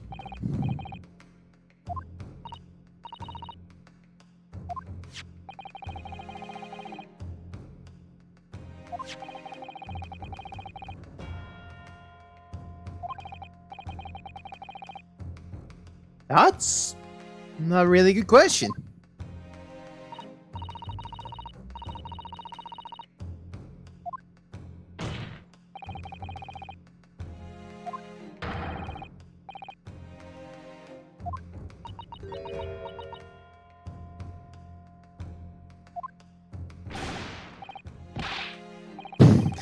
Okay. Okay, that's good. You did what? Sorry. Douse has what? You broke into, I mean, Douse what in my room? He's breaking character! Nerf you.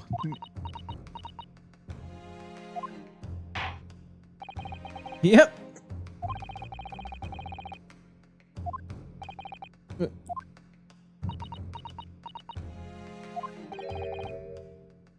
Screen.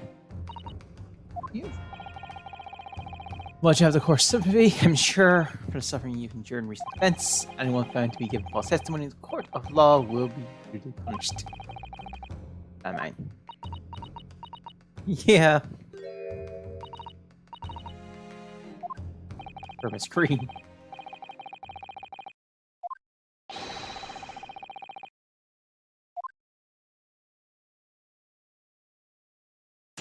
Alright, what's the testimony title this time? The anomaly of the note. And it's the big music, so we are at the end of the road.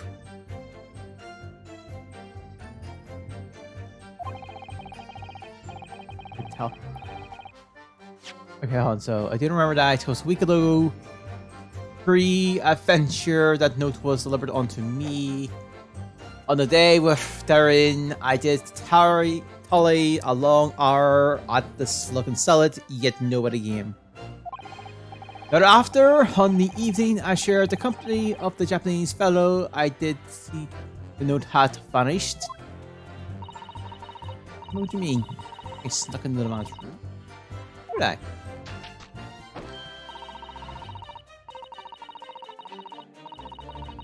Okay, I can point out the here, and as for that torn off piece of the envelope, I do not know anything about it. Yep.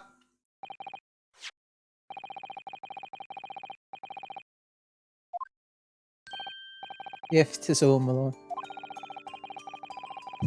I was swore to have it set upon my table in my humble lodging, yet it's clear to me, since I returned from the tavern that night, I have not laid eyes upon it. Yes, young lady, it appeared that your testimony was lie. What would you think? However, do you think I'm the one lying? Beg your pardon? And she's fleeting orange, is he? Fleeting orange, something.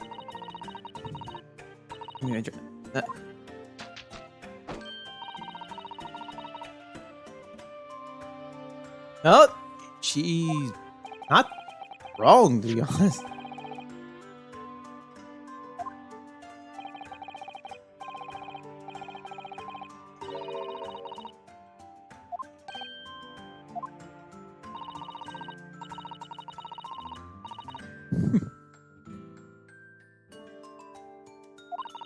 Yeah.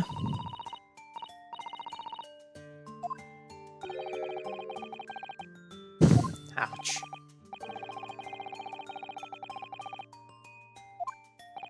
Oh, he's accepting that part.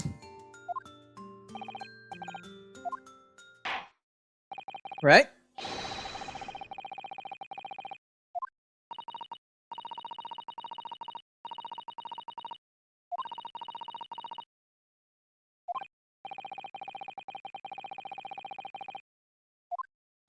Oh.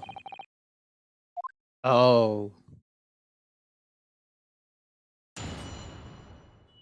This might not end well. Possibly.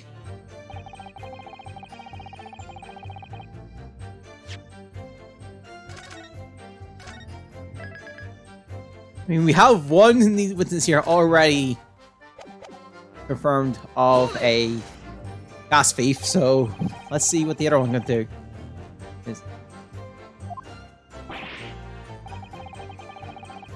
Hey, sire, this is strange to me as a foreign tongue. Knowledge of literature. Mine own fairly, tis impenetrable. Rose had lodging in the same household as you. In fact, he was your neighbor. You knew him, didn't you? Alack, if the choice be twas knew him and I knew him not, then 'tis with foreboding that I be forced to declare we were by some small measure acquainted. Alright.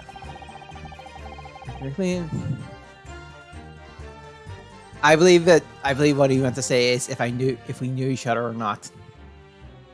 I'm assuming that's what the question was. Yeah, this picture. Damn. Well.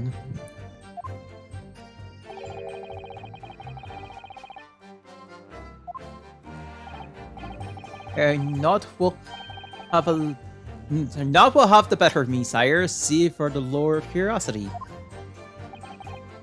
So 'tis true, I was compelled by my own eager heart to betake myself to the tavern. In the end, my curiosity was not satisfied. Oh boy. I'm hoping to get out of this case real soon. I don't think I'll ever want to make a quick carry on the Shakespeare-ness.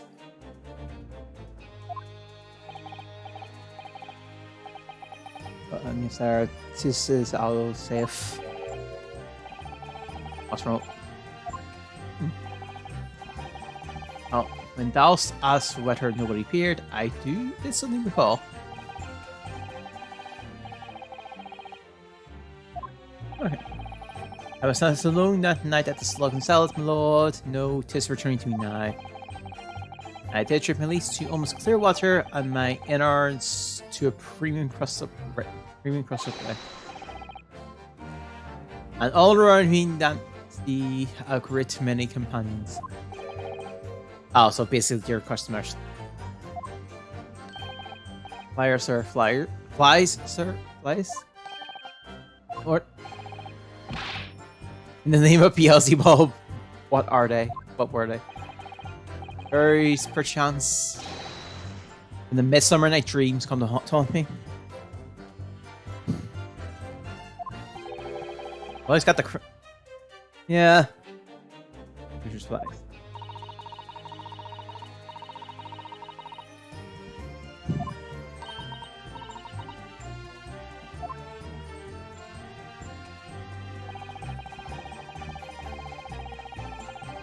Hold it!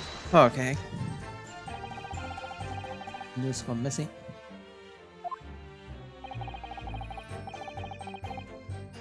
This idle thoughts near to occur to my mind. I am buzzed with greater ideas. In other words, you didn't miss. But as passed between screens to the tavern and was assuming physical room. Great note disappear sometime in an info. This idle thoughts now record occupied my mind. I was busy with greater ideas. And yet, during that time, Miss Green was comatose in hospital, she's not. Later then, she can have been stealing things from Mr. Chancellor's room.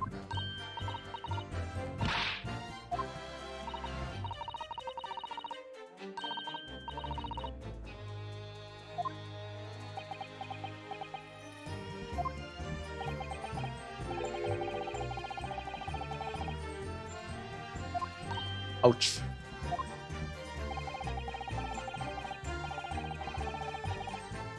Oh. Yeah. We just need that wine.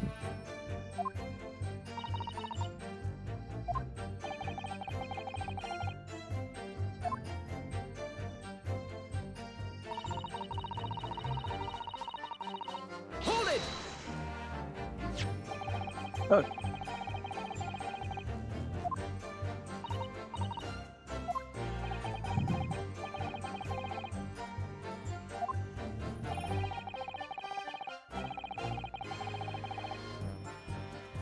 Objection!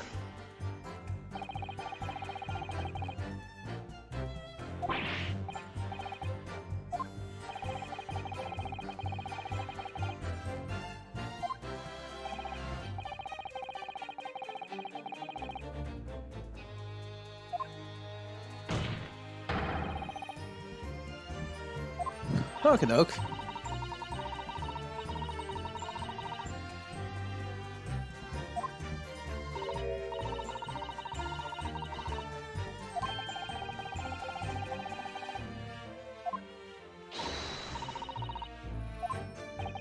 All right.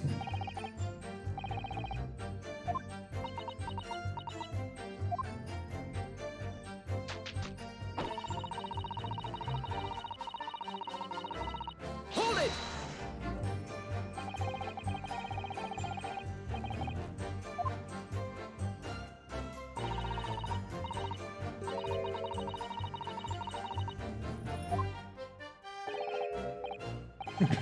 This fleeting off past aspiration, not by my nature. Yet I'm angel, a seraph, birds do harmonize with my song, the wind doth frolic on my wing. And yet you still gas. Ain't no angel seraph to my eyes.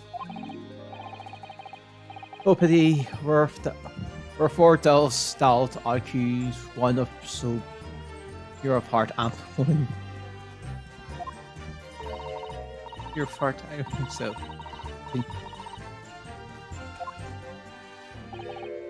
Freshly, thou shalt not know the true heart of an artist until thine instruction hereafter by death. Oh the days, oh the years, alas to lighten thee, thou must wait so long and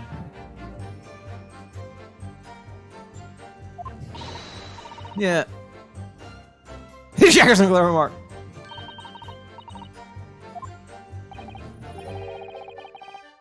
I'm the Shakespearean actor. As far as I can tell, the only thing that's going to result this argument is evidence.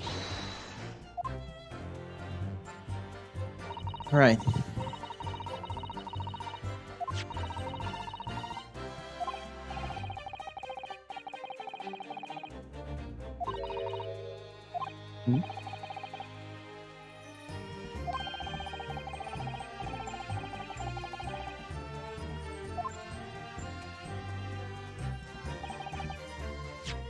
Alright, let's see if, and then let's try objecting stuff.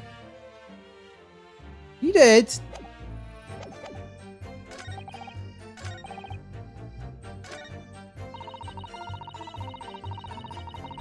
Yeah.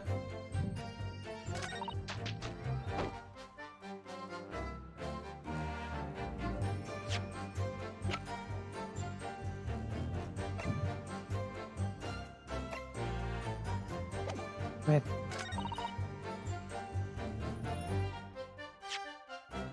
I'm gonna try this. Objection! Oh, hey, it was. No, the spell.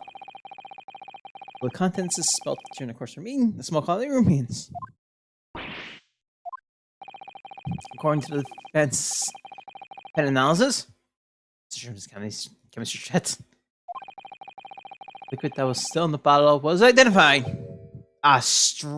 Interim. What? And the chemistry. The screen, you broke into this man's lodging for one reason alone. You covered the end of the pipe that feeds the gas lamp in Mr. Chancellor's room with poison.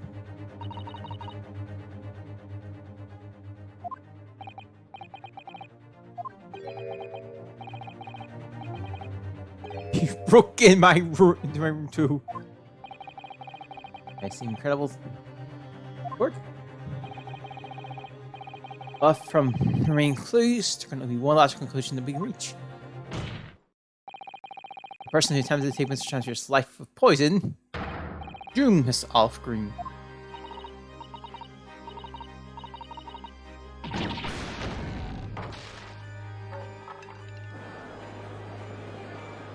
Ah, that happens. Oh, the! Oh, the! Are you suggesting this woman put poison in the gas pipe with intent to kill him? So, there's another way to explain the facts. The mystery did indeed set this up his trap 6 days ago, and the victim had put his from the pipe party as suspected. The tether would have happened 6 days ago, surely. That's a good point. Perhaps not the Lord. Alright. There were significant police presence in Nether on the encounter of the incident Rock Road. Local residents were being referred the night as part. Oh yeah, so it couldn't be possible.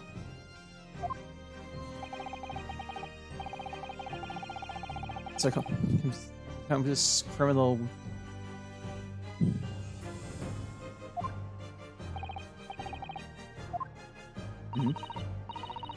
Time morning, they're more active. Okay. Yes, the investigation we had.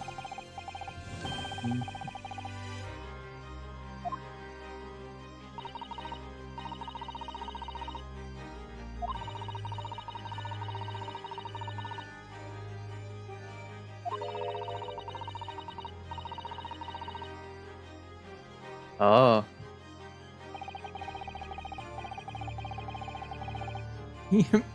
Okay.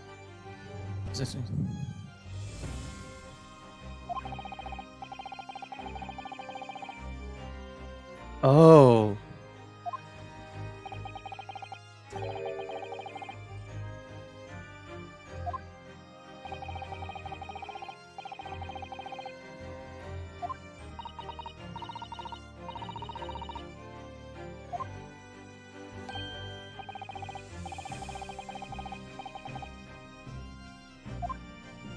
Everything lines so well up in this strange turn of events.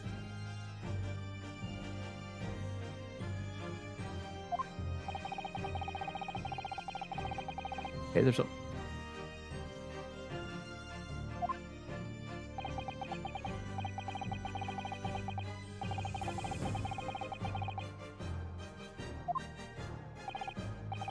So, weirdly enough, the poison saved somebody.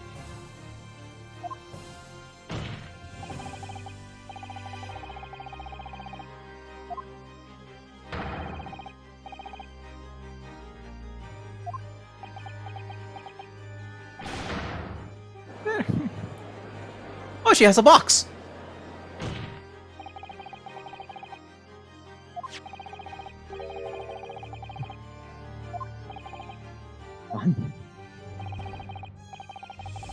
Call me.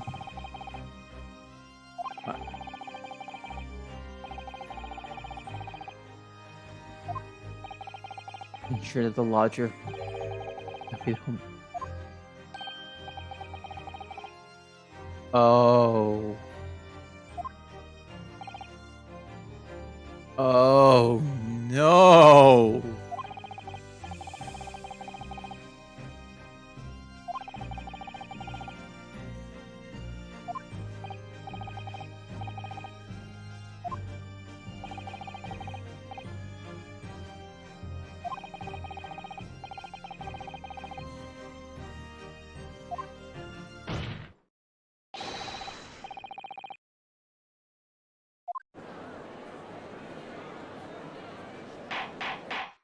Order, order!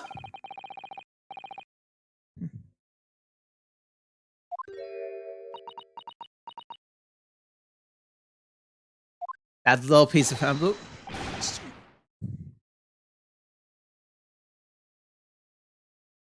Yeah. Can you go? His motives should be obvious. Revenge. Possibly. Of some.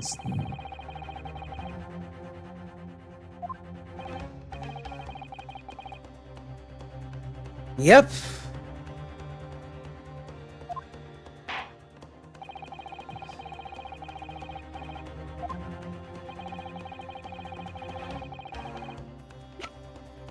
Take that! Right before the defendant has done a Sui took up the rest of the legend. Someone else was in the room. Rose. You heard him somewhere.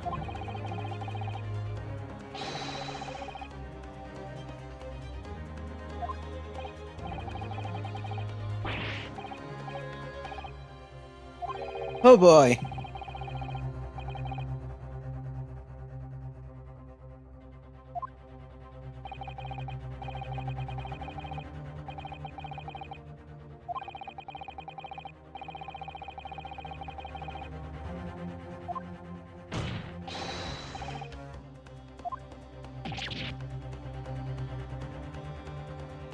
Well, we solved a murder, an attempted murder on another attempted murder.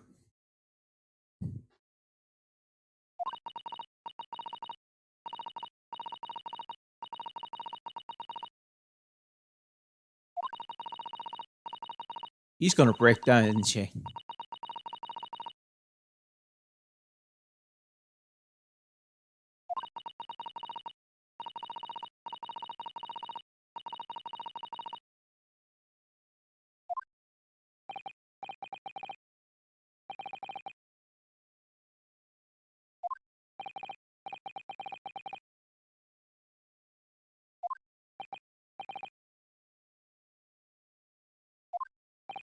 Oh.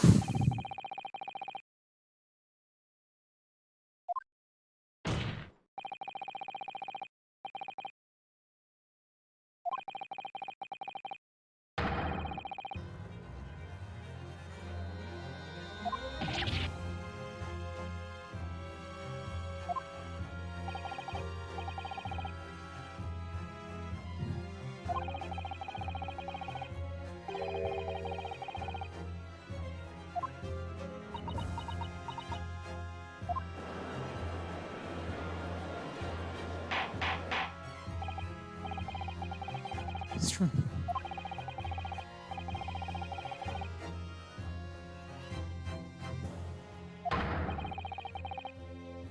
That seems to be the case, yes. Yeah. Objection!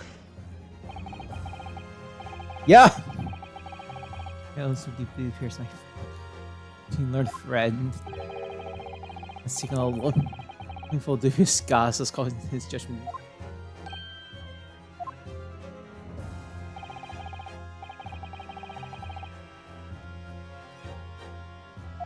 Oh.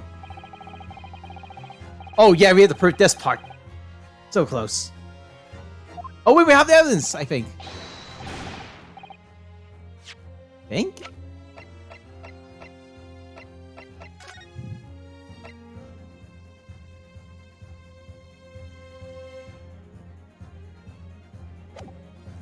Oh. Oh, we did.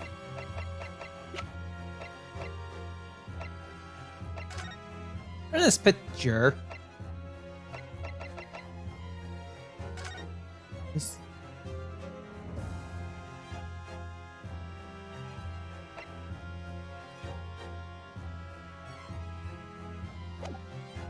Because he was lost.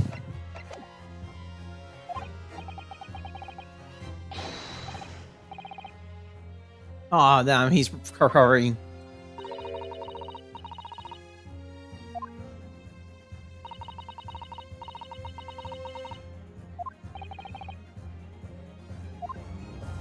Oh.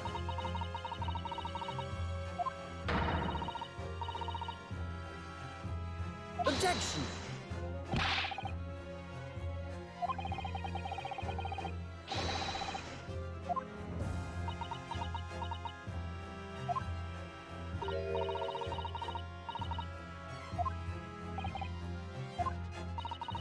Oh, right.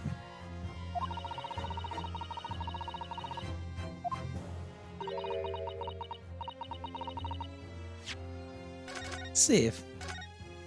I have him. We're gonna have to present the evidence again. Okay.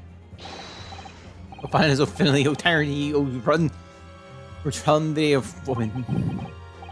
This where, and if I leave it in, I do turn in the lock.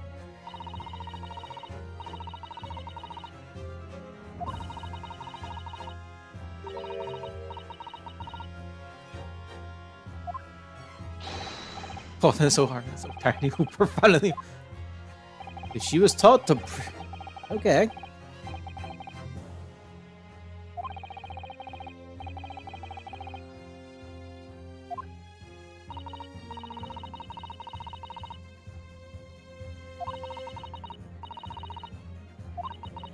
And the floorboards. Oh.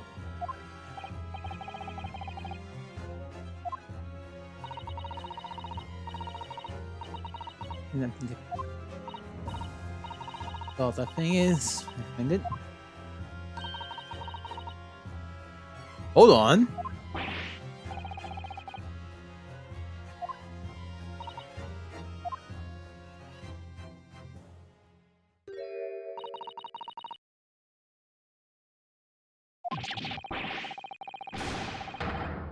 Oh, Shakespeare broke that.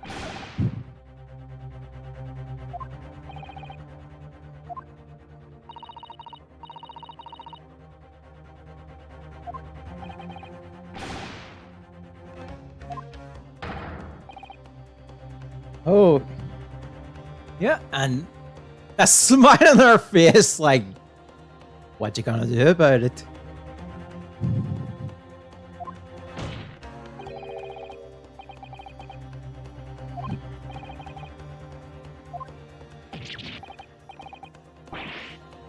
Oops.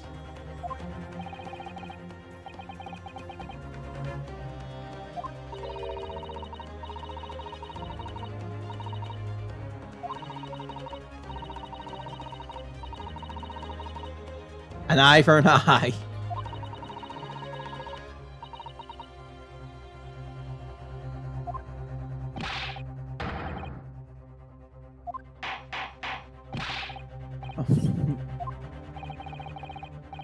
Right. This is it.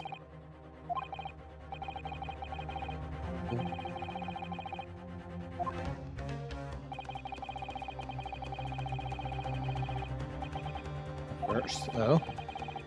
No, I think there's actually some to explain it. Now I'm gonna give Green Scream some props. He pretty much has Shamspear in the on the ropes.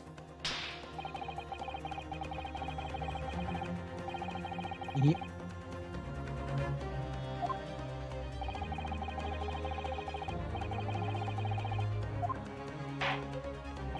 Okay.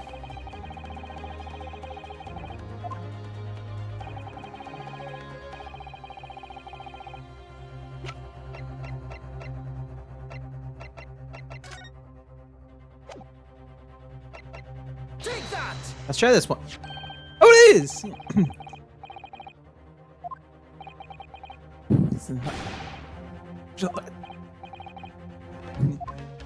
Oh, his face!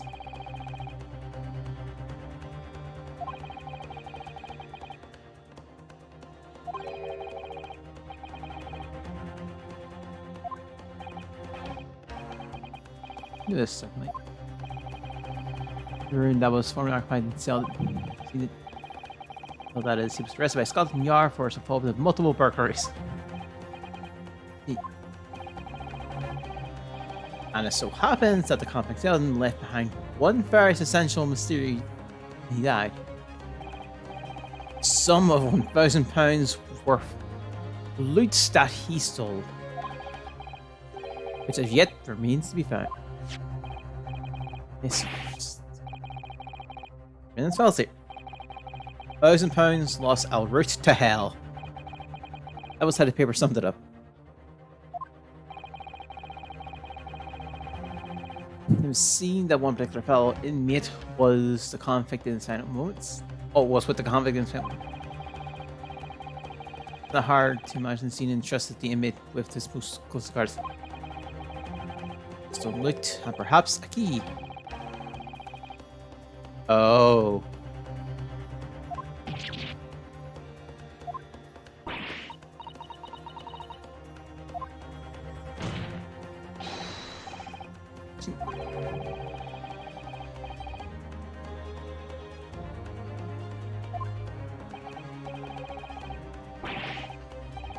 Full strength. You just plainly admitted that.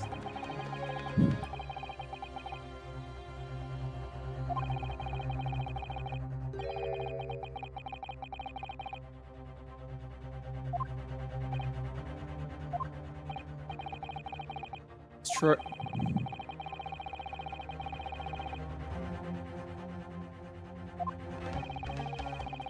That's alone. And if ever isn't has looked.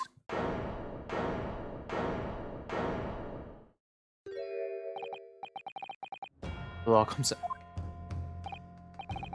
And haven't established that. All the transfers subsequent actions start to make perfect sense. When center president following Sin's death, he made a from Cigarab's lodging in the hopes of renting Sin's open room. However, the retired armyman was unable to offer him the accommodation of his choice. The Sin's open room had already been lent to someone else, Mr. Dukin Rose. Which is why Mr. John Spears empty defies his gas-based plot to kill. When he was successful, he pursued the intent to inquire about switching into the newly vacant room. However, a certain jittery somebody had beat him to it. Yes. Oh.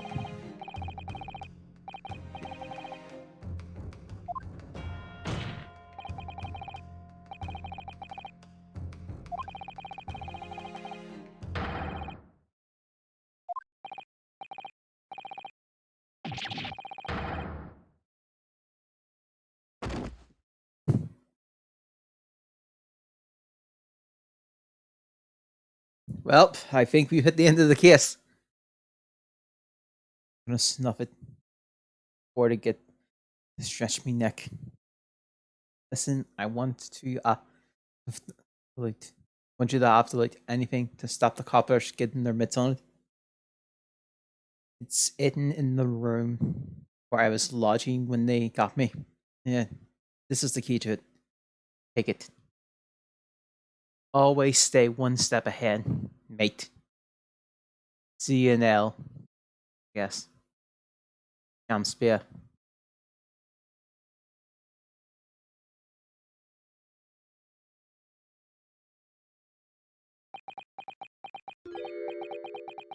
It's mine.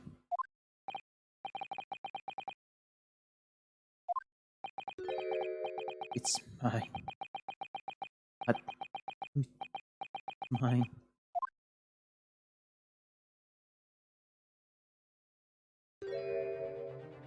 Oh. Is he alright? Did he hit his head too hard?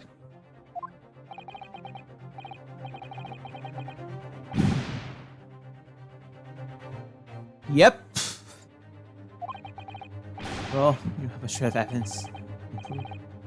Build that up. Or so if I'm the victim here, remember?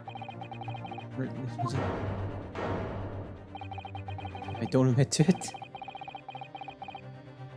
Yeah, there's nothing you can do. Can't arrest me.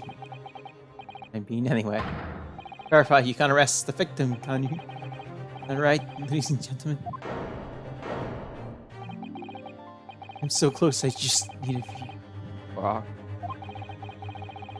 Elf, did I get my hands on it?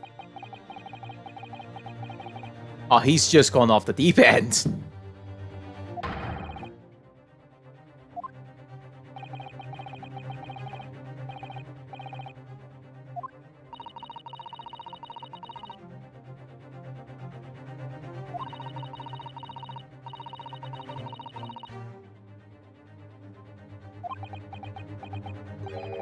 There is a way.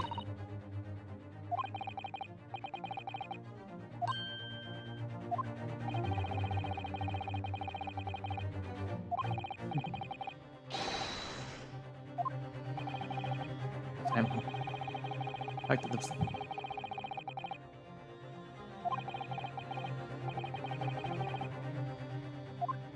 Damn, if only there was a metal detector we could use.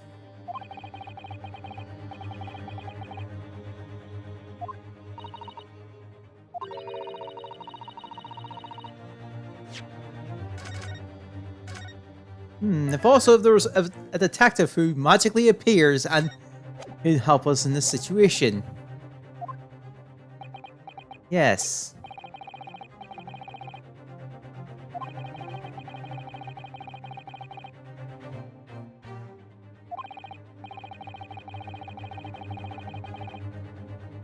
If we do.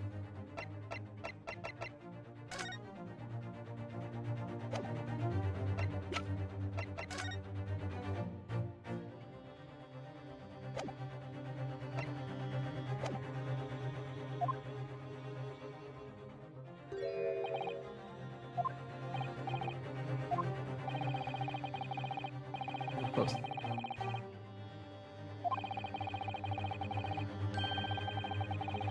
Okay.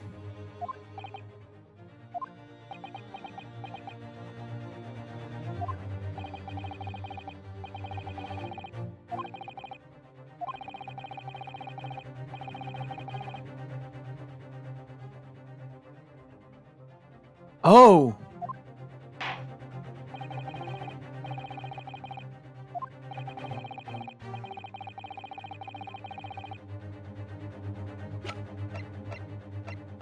Maybe.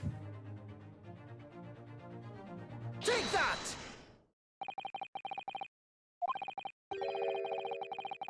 It is!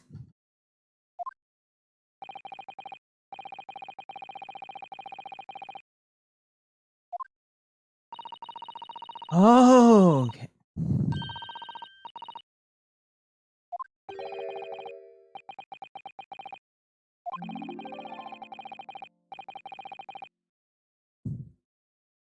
Like he's gonna pop out. This is Mr. Sham Spear. Hey, look, there he is!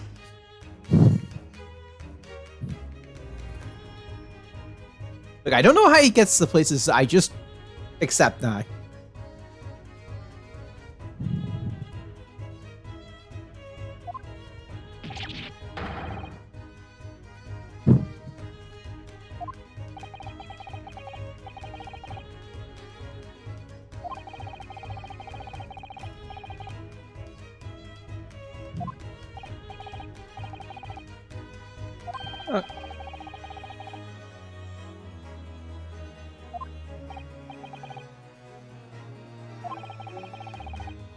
Oh, okay.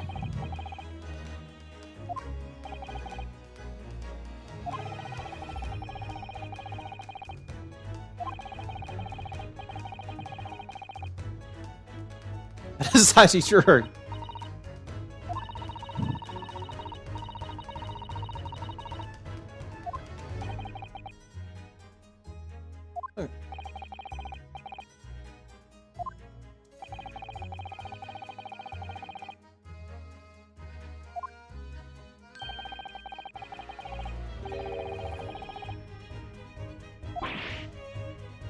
Uh-oh.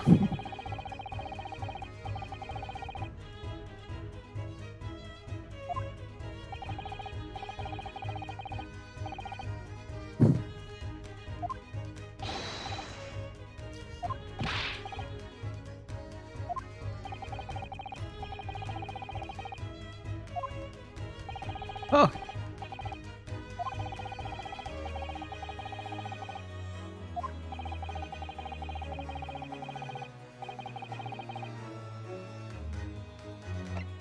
Let's present a person.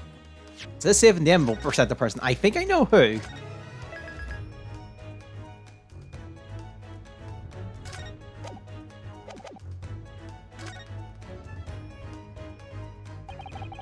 Okay.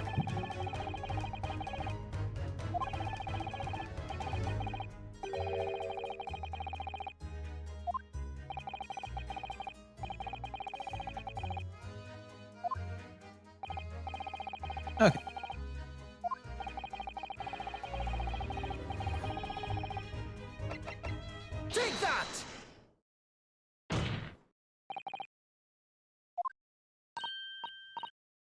Oh, look at Sean Spear. He's down.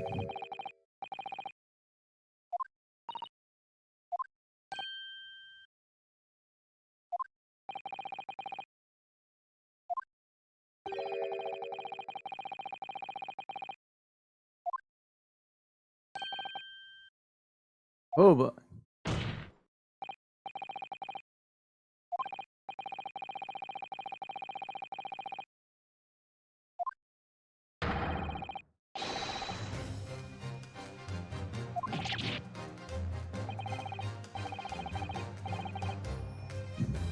this one's a pleasure.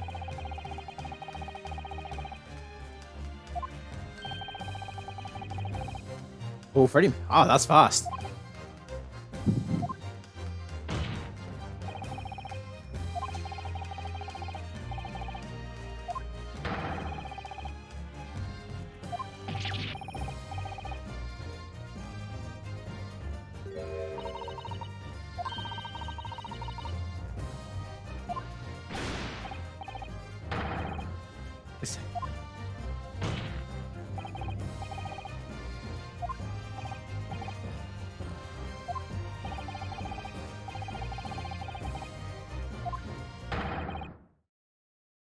Oh. Oh, it's me.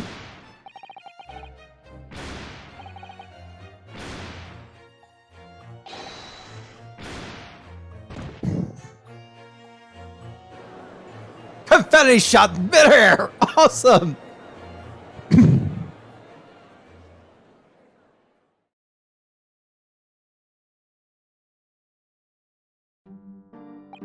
What was that?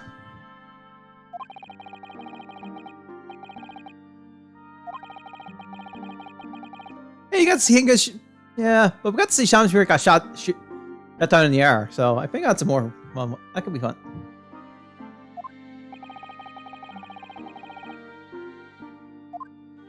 Those were at the end of the show then.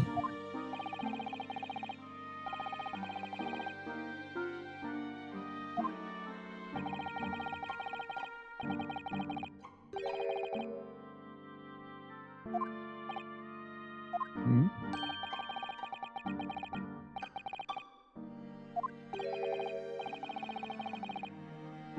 Wow.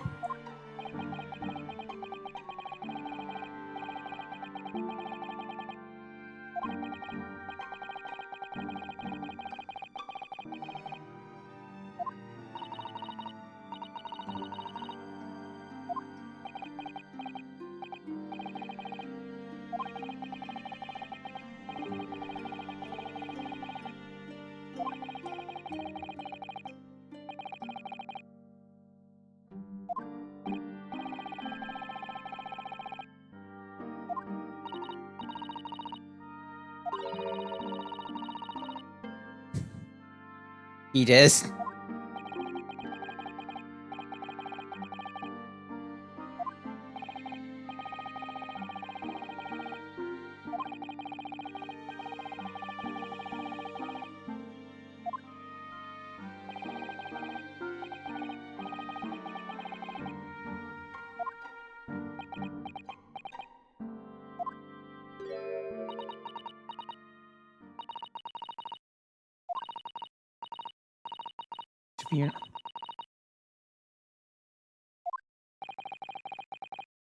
Spear. Wow.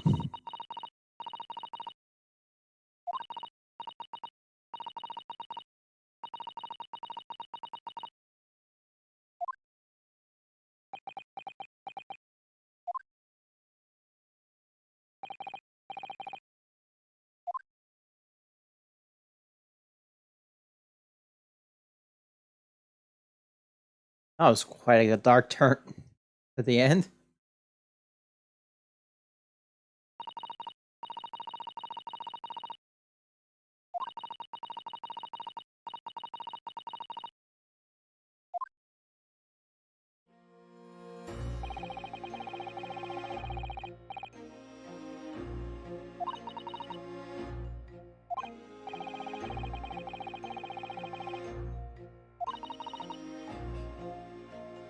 Oh yeah, no worries, Asian. Thanks for tuning in. I hope enjoyed your company. Like I said, we're probably wrapping up this channel, then I'm gonna wrap up myself. So you pretty much got the end. All right, same to you, Agent. Hope the rest of your day goes good. Stuff.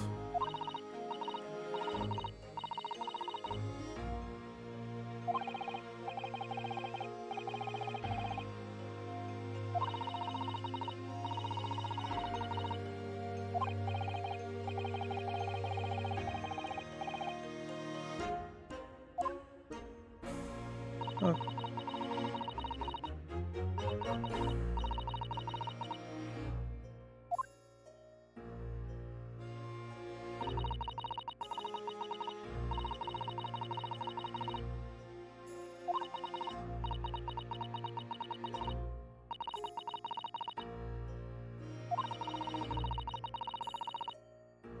Oh.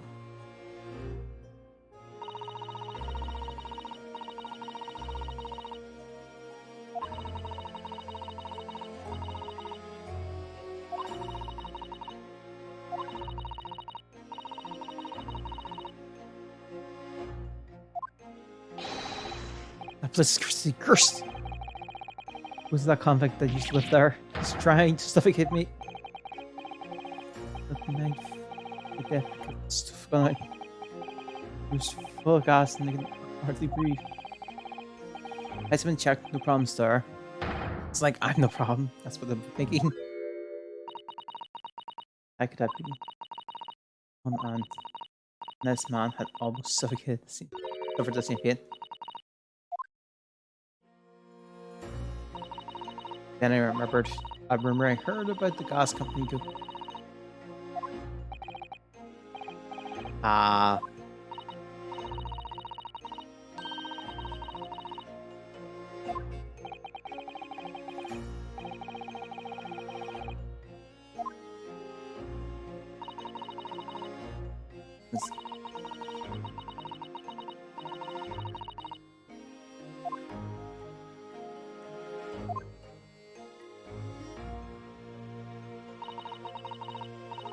And here, we move alone. Like me day and night. What about this? On the black marks instead. Yeah. And you can buy anything you can think of there. In some ways, you never get my hands on this so easily. Made me even more determined. I found out one way or another. Was Duncan's death an accident, or was it murder? Your chosen method for establishing the truth was simple, but highly effective. Smear poison on the gas pipe, suspect the man tampered with, and wait. Mr. Shakespeare was innocent, not going to come up what you done. But if he was guilty, you pay for his crimes dearly. Dearly. Ah. Found it in the man I suspected, William Shakespeare. I wrote him this long note. I have information regarding the death of Duncan Rose.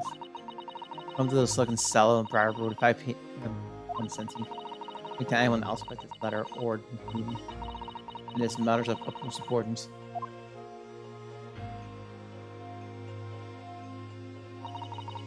If he'd done it, I knew that would worry him enough, so he'd be sure to go. I waited to see if it worked. And of course, Mr. Shakespeare followed the instructions with a letter. I worked where the gas pipes were straight away.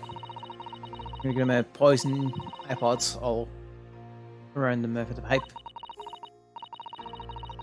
All the time praying that the devil's work wouldn't be done and that it would be just small fantasy. Actually, no. All the time praying that the devil's work would be done and that Cobra would get his justice served.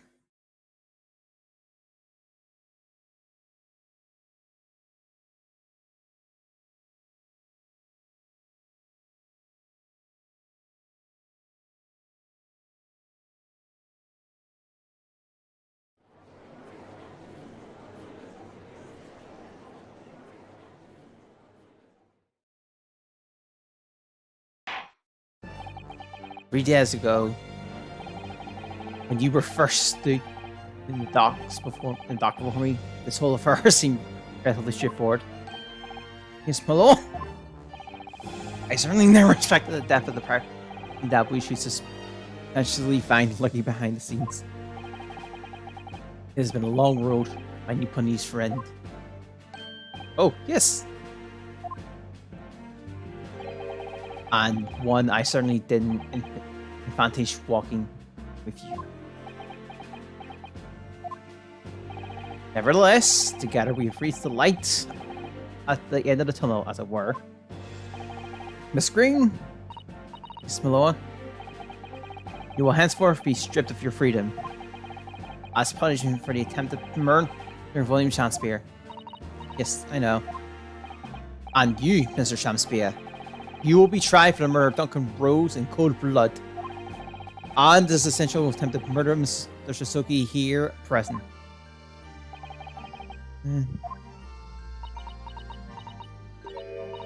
Mr. Naruhodo? Ah, yes! Just today, at the hospital, you and your friend stopped me from ending your life by drinking what was left in the poison bottle. I was myself. I can't even remember what was going through my mind. Be or not to be, I suppose. That's a question that's so hard to answer. Well, personally, I'm glad of you being here, Miss Green. Oh? And I like to believe that it's a blessing Mr. Johnson didn't die when he ingested the poison. For your sake, at the very least.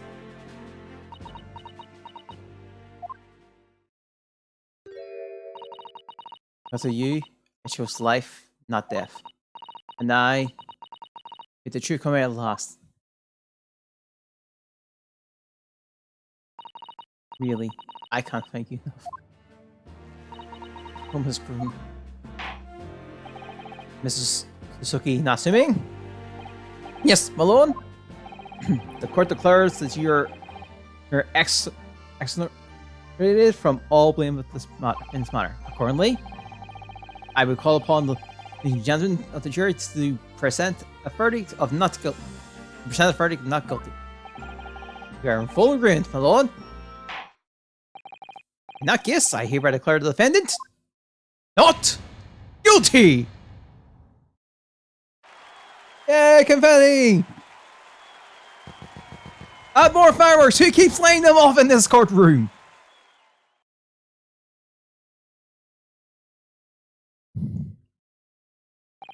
Court is adjourned.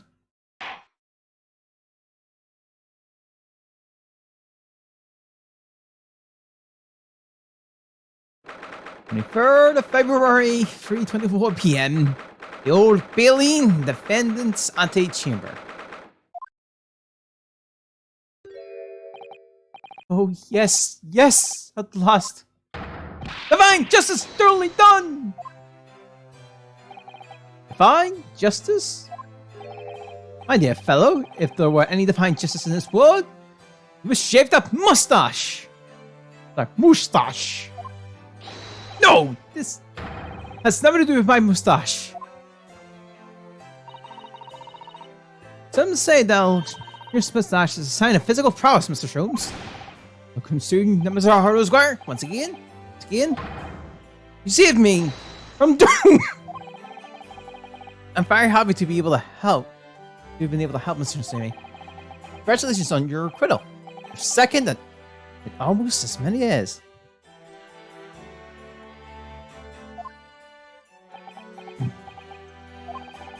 I was first acquitted for the gain affection for English literature whilst in her great homeland empire.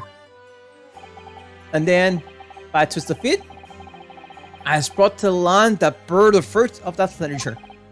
Only a city of bricks and mortar became my prison. Presently, I never found my feet here. In the end, I confined myself to my room and live life through friendly old books. You've had such a difficult time, haven't you? But we could go now. I tried to get out of that dark and dean room of yours, did I not? You did. I've seen more of life in this week than in all my years to date. And for the first time? I feel I've begun to see the true face of the English that so far been hiding from me behind the wall of fog. My dear fellow, there's nothing special about the true face of English, as you put it. Wheresoever, where one goes around the world, humans are humans. There are few genuine differences. Yes, I think you're right. I finally started to see that, and I come to understand something. I forgot why I was attracted to English literature in the first place. It made me see that whatever our nationality, we humans all have the same hopes and fears. We all just do our best to live. Well said. I come to feel the same way.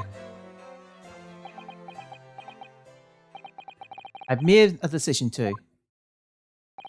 I'm going to cut short my study tour here and return to Japan. What?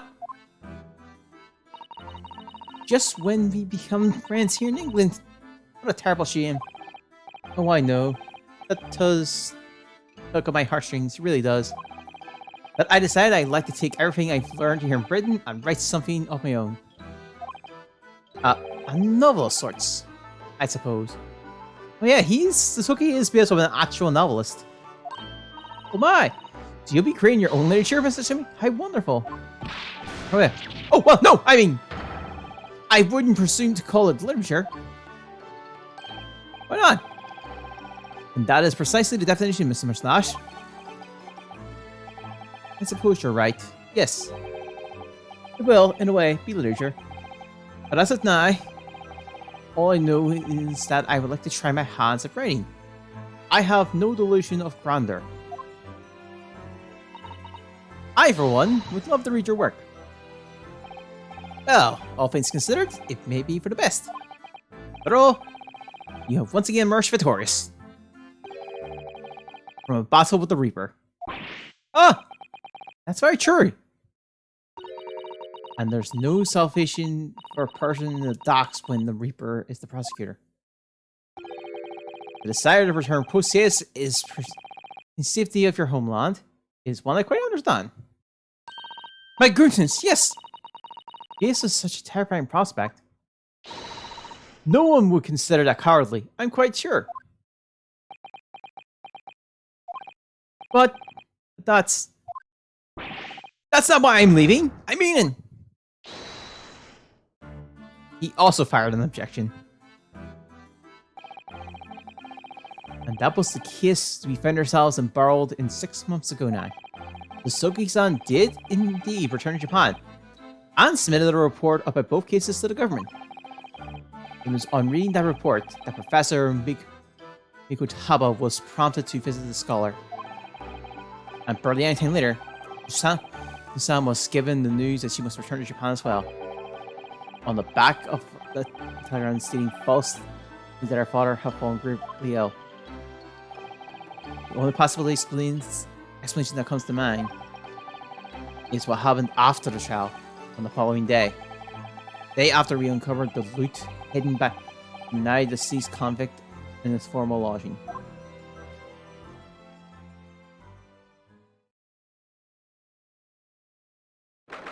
On the 4th of February, 10:13 a.m., Mr. Stimmy's room. Well done, Mr. Shrew. Oh, well done. Something marvelous. You uncovered a secret hidden in just one day. Was this supposed to take 30 minutes? As I believe I told you, my dear fellow, skin prints are extremely useful in such situations. And you agree, Grayson?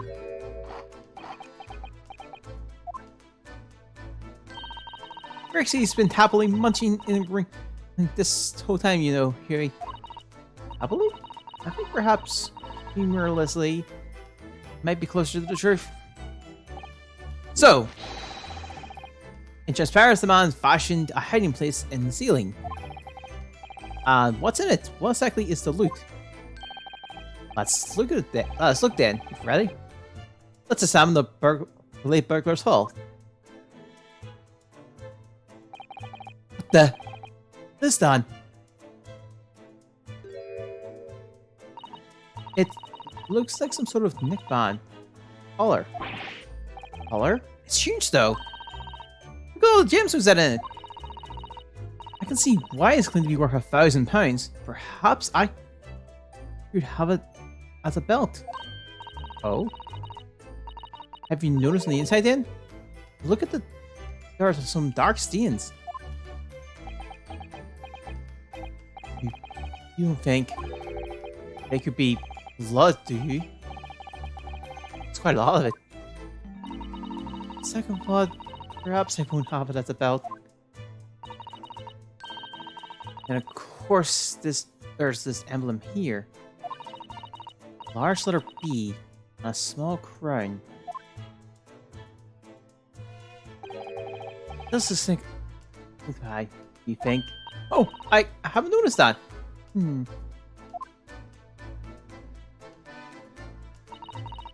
Yeah, so I've seen that emblem somewhere before, you know. Where could it have been? That's enough of that, I think. What? The matter, Mr. Sholmes? What colors are drained from his face? Well, Inspector, I believe you're taking this, all of you. It could be fine. After all, you must have safely under lock and key. Yes. You're going to that, you lot. Hand it over now.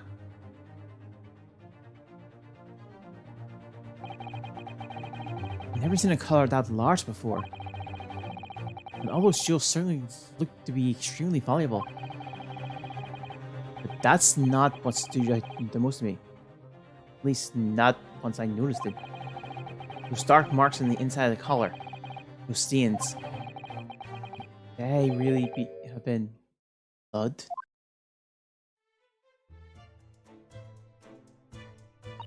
Well, if that was a funny case, wasn't it? It's all buttoned up now. And you look very pleased, Iris.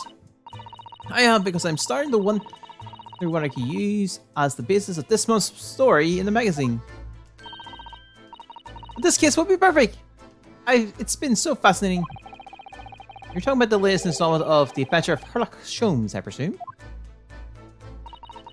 The Mystery of the Knife in the Mist, and the Mustache Man and the Convict's Curse, perhaps? I can make it a two-part story! Oh, I can't wait! Word, please, Iris.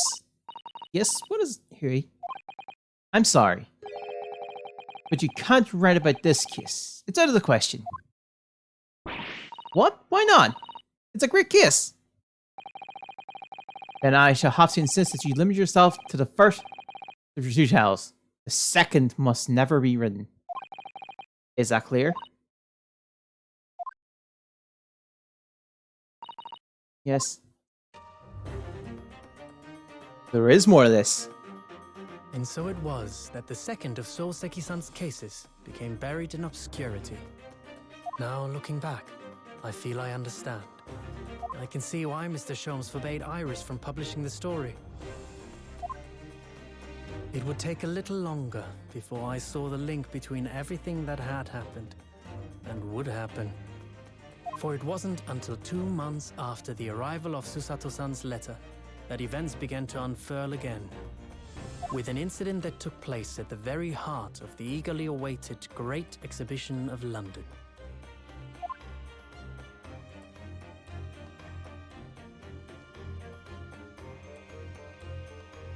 And so that's the end of that. Oh boy. Oh boy, this is Dang. Well, we're gonna be wrapping up here. The Return of the Great Departed Soul. Ooh. Another two tales. So Twisted Karma and His Last Bow. And they're so... Oh, okay. I think we'll wrap things up here. Thanks for all tuning in. Have a good day. Squeak. So when we get back, it will be the return of the departed soul. So curious how these last reach stories are going to tie everything together. Sorry. Well, let's see how things go from here. We'll begin this Wednesday, and I'll see. With that being said, I'll see you all next time. Bye.